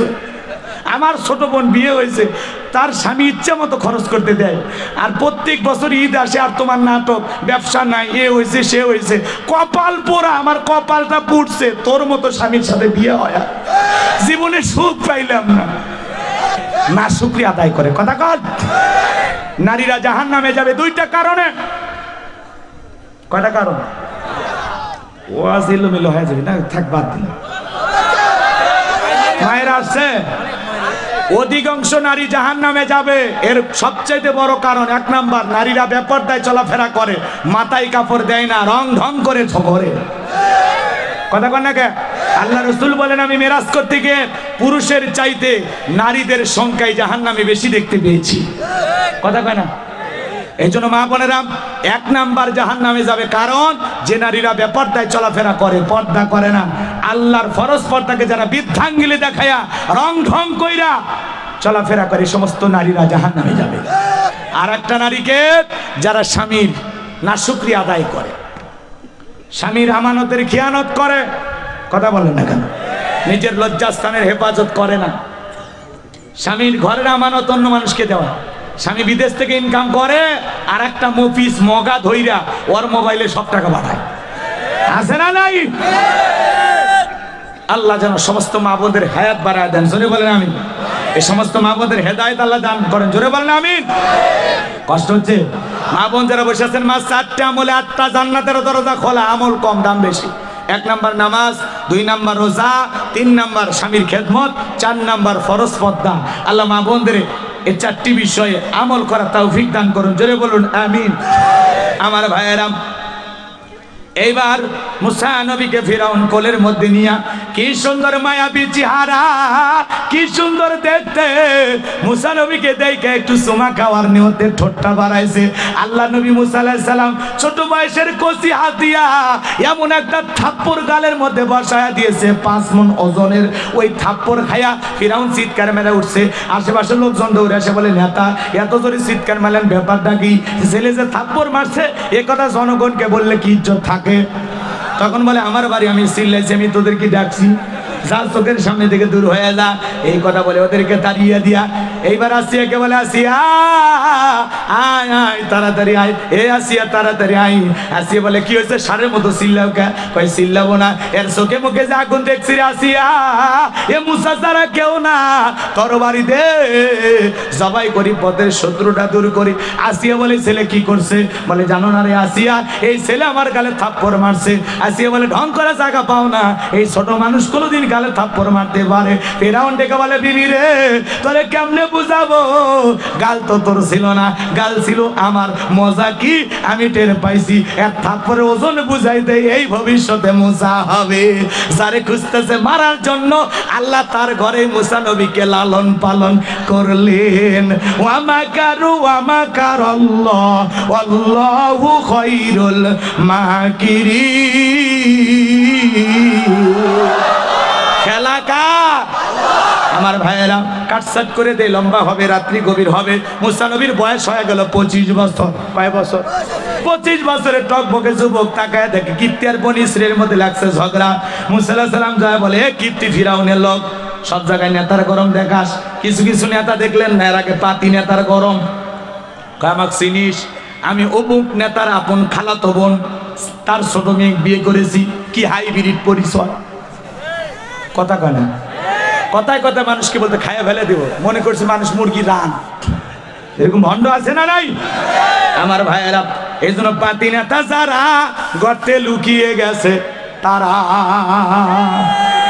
আছে আছে, আর কেউ ক্ষমতার দাপট দেখায়, সব শেষ। ওরা ভালো থাক, ওদেরকে ভালো রাখবো আমরা।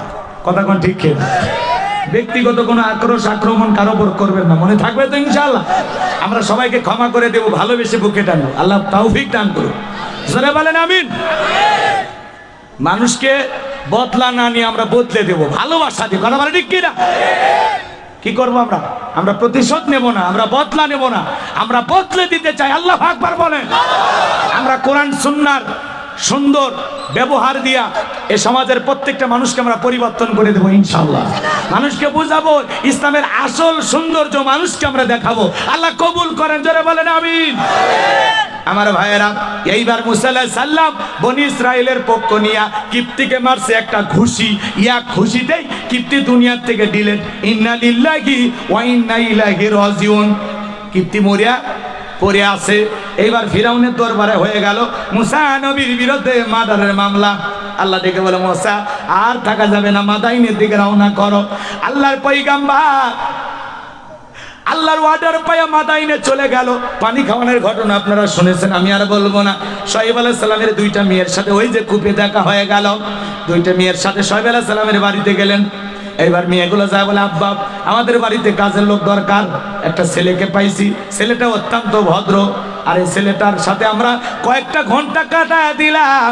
এই ছেলেটা এতটাই লাজুক, একবারের জন্য চোখ তুলা আমাদের দুই বোনের দিকে তাকাই নাই। সুবহানাল্লাহ বলো। লাজুক, লাজুক, নবীরা লাজুক। সুবহানাল্লাহ বলেন। নবীদের লাজ শরম বেশি। কথা বোঝেন নাই? একটা কুমারী নারীর যেরকম শরম, তার সাথে বেশি শরম নবীদের ছিল। সুবহানাল্লাহ। হালিমা তো সাদিয়া বলতেন, আমি নবী মুহাম্মদকে লালন পালন করেছি, কিন্তু আমি যখনই দেখতাম তার লজ্জাস্থান থেকে কাপড় সরে যাইতো, সে কান্না করত। ক্ষুধা লাগলেও কান্না করতো না, অন্য কোনো সময় কান্না করতো না। যখনই লজ্জাস্থান থেকে কাপড় খুলে যেত তখনই রাসূল কান্না করতেন। সুবহানাল্লাহ। খানায় খাওয়া নির্মাণ চলতেছে, সবাই লুঙ্গি খুলে, কথা কি বুঝছেন, মাথার উপরে নিয়ে তার উপরে পাথর ঢোয়াইতেছে। আল্লাহ রসুলকে বলা হলো, ভাতিজা তোমার তো কষ্ট হচ্ছে, তো কাপড়টা খুইলা কি বানা মাথার উপরে দাও, মোড়ায় মাথার উপর দিয়ে তার উপরে পাথর না, কষ্ট হবে না। আল্লাহ রসুল এটা খালি শুনছে। কেউ একজন এদিক খেয়াল করে, এক চাচা এসে কাপড়টা টান দিয়ে শুধু খুলছে, টান দিয়ে খুলতে দেরি, রসুল জমিনে অজ্ঞান হয়ে পড়ে যেতে দেরি করে না। এই জন্য নবীরা হলো লাজুক। সুবহানাল্লাহ বলেন। আল্লাহ নবী মুসা আলাইহিস সালাম তার প্রশংসা যখন তার মেয়েরা করলেন, শুআয়ব আলাইহিস সালাম ডেকে বললেন, ঠিক আছে রাখাল হিসাবে আমাদের বাড়িতে রাখা যায়।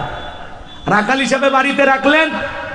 ব্যবহার দেখে ভালোবাসা দেখে আল্লাহ তাআলার ফয়সালা তার বড় মেয়ে সফুরের সাথে বিবাহের ব্যবস্থা করে দিলেন। সুবহানাল্লাহ। নবী মুসা আলাইহিস সালাম 8 থেকে 10 বছর শ্বশুর বাড়িতে থাকলেন ঘর জামাই। এলাকায় যদি কেউ বাইরে থেকে এসে ঘর জামাই থাকে বুঝবেন নবী মুসা আলাইহিস সালামের সুন্নত আমল করতেছে। ঘর জামাই দেখে অবহেলা করবেন না। কি চাচা কথা ঠিক আছে? আমার ভাইয়েরা, আমার আল্লাহ ডেকে বলে, ও নবী মুসা, আর কতদিন শ্বশুর বাড়ি মধুর হারি, এইবার গাট্টি গুট্টি গোছাও, স্ত্রীকে সঙ্গে নাও, আবারও মিশর দিকে রওনা করো। আল্লাহর পয়গম্বর আল্লাহর ওয়াদায় পাইয়া স্ত্রীকে সঙ্গে নিয়া যখন তুর পর্বতে এসেছেন, অনেক লম্বা ইতিহাস, লম্বা ঘটনা, আমি লম্বা করবো না, সংক্ষিপ্ত কথা বলে দিয়ে যায়। আল্লাহ পাক তার পয়গম্বরকে তুর পর্বতে নবুয়ত দান করে। আমার আল্লাহ বলেন, ওয়ামা তিলকা বিয়ামিনিকা ইয়া মুসা। আল্লাহ ডেকে বলেন, মুসা তোমার ডান হাতে ওইটা কি? আল্লাহর পয়গম্বর জবাব দিয়ে বলেন, ক্বালা হিয়া আসায়া আতাওয়াক্কাউ আলাইহা ওয়া আহুশু বিহা আলা গনামি ওয়া লিয়া ফিহা মাআরিব উখরা। ডেকে বলেন, আল্লাহ আমার হাতে এটা লাঠি, এটাতে ছাগলের জন্য পাতা বাড়ি ইত্যাদি ইত্যাদি অনেক অনেক কাজ করি। আল্লাহ ডেকে বলে, নবী মুসা প্রশ্ন করলাম একটা, জবাব দেওয়া যাবে একটা। নবী মুসা কথা বলে কার সাথে? কথা বলে না কেন? হে যুবক, একটা মেয়ে যদি রং নাম্বারে মিস কল দেয়, তুমি আমি পাগল হয়ে যাই। 17টা সিম কার্ড পরিবর্তন করে হলো মেয়ে তারে কল দেয়। মেয়ে বলে, ভাইয়া সরি, ভুল করে আমি কল দিয়েছি, এই ভুলের জন্য ক্ষমা চাই। ওই ছেলেটা বলে, না সরি বলে লাভ হবে না, নিবানু এখন কেন জ্বালাইলি, এখন ভালোবাসা দিবি কিনা বল, করিস না কোনো ছল। ফেসবুকে প্রেম করে পাগল হয়ে যায় যুবক, আছে না নাই? না, আপনারা কষ্ট নেবেন। আমার ভাইয়েরা গভীর মনোযোগ দিয়ে শুনবেন। আল্লাহ নবী মুসা আলাইহিস সালাম আল্লাহর সাথে কথা বলতেছেন, ইচ্ছা করেই তিনি কথা বাড়ানোর চেষ্টা করতেছেন, কারণ যত কথা বেশি বাড়াবেন তত আল্লাহর ভয় পাওয়ার কোনো কারণ নাই। আমি আল্লাহ লাঠিকে সাপ বানাইছি, আবার সাপের দিকে মুসা আলাইহিস সালামকে আল্লাহ তাআলা এবার বলেন, ওয়াদুহুম ইয়াদাকা ইলা জানাহিকা তাখরুজ বাইর। ভক্তরা আন্দোলন করো। এরা আবার বেরিয়েছে সাকিব লীগ, খুব মহব্বত দেখায়, কথা কর না। উকদাতাম মিন লিসানি ইয়াফকাহু কওলি ওয়াজআলনি ওয়াজিরাম। প্রমাণ যদি থাকে সেটা আমাদের সামনে হাজির করো। তুমি যদি নিজেকে নবী বলে দাবি করো, তাহলে তোমার কাছে যদি কোনো প্রমাণ থাকে। আমার ভাইয়েরা গভীর মনোযোগ দিয়ে শুনবেন। আল্লাহ নবী মুসা আলাইহিস সালাম কালো নেতার লোক বলে মুসা আন আলকি আসাকা ফাইদা হিয়া তাল। তোর মতো জালেমের পক্ষে থেকে মরার চাইতে ঈমান গ্রহণ করে এক আল্লাহর গোলাম হয়ে দাম আছে।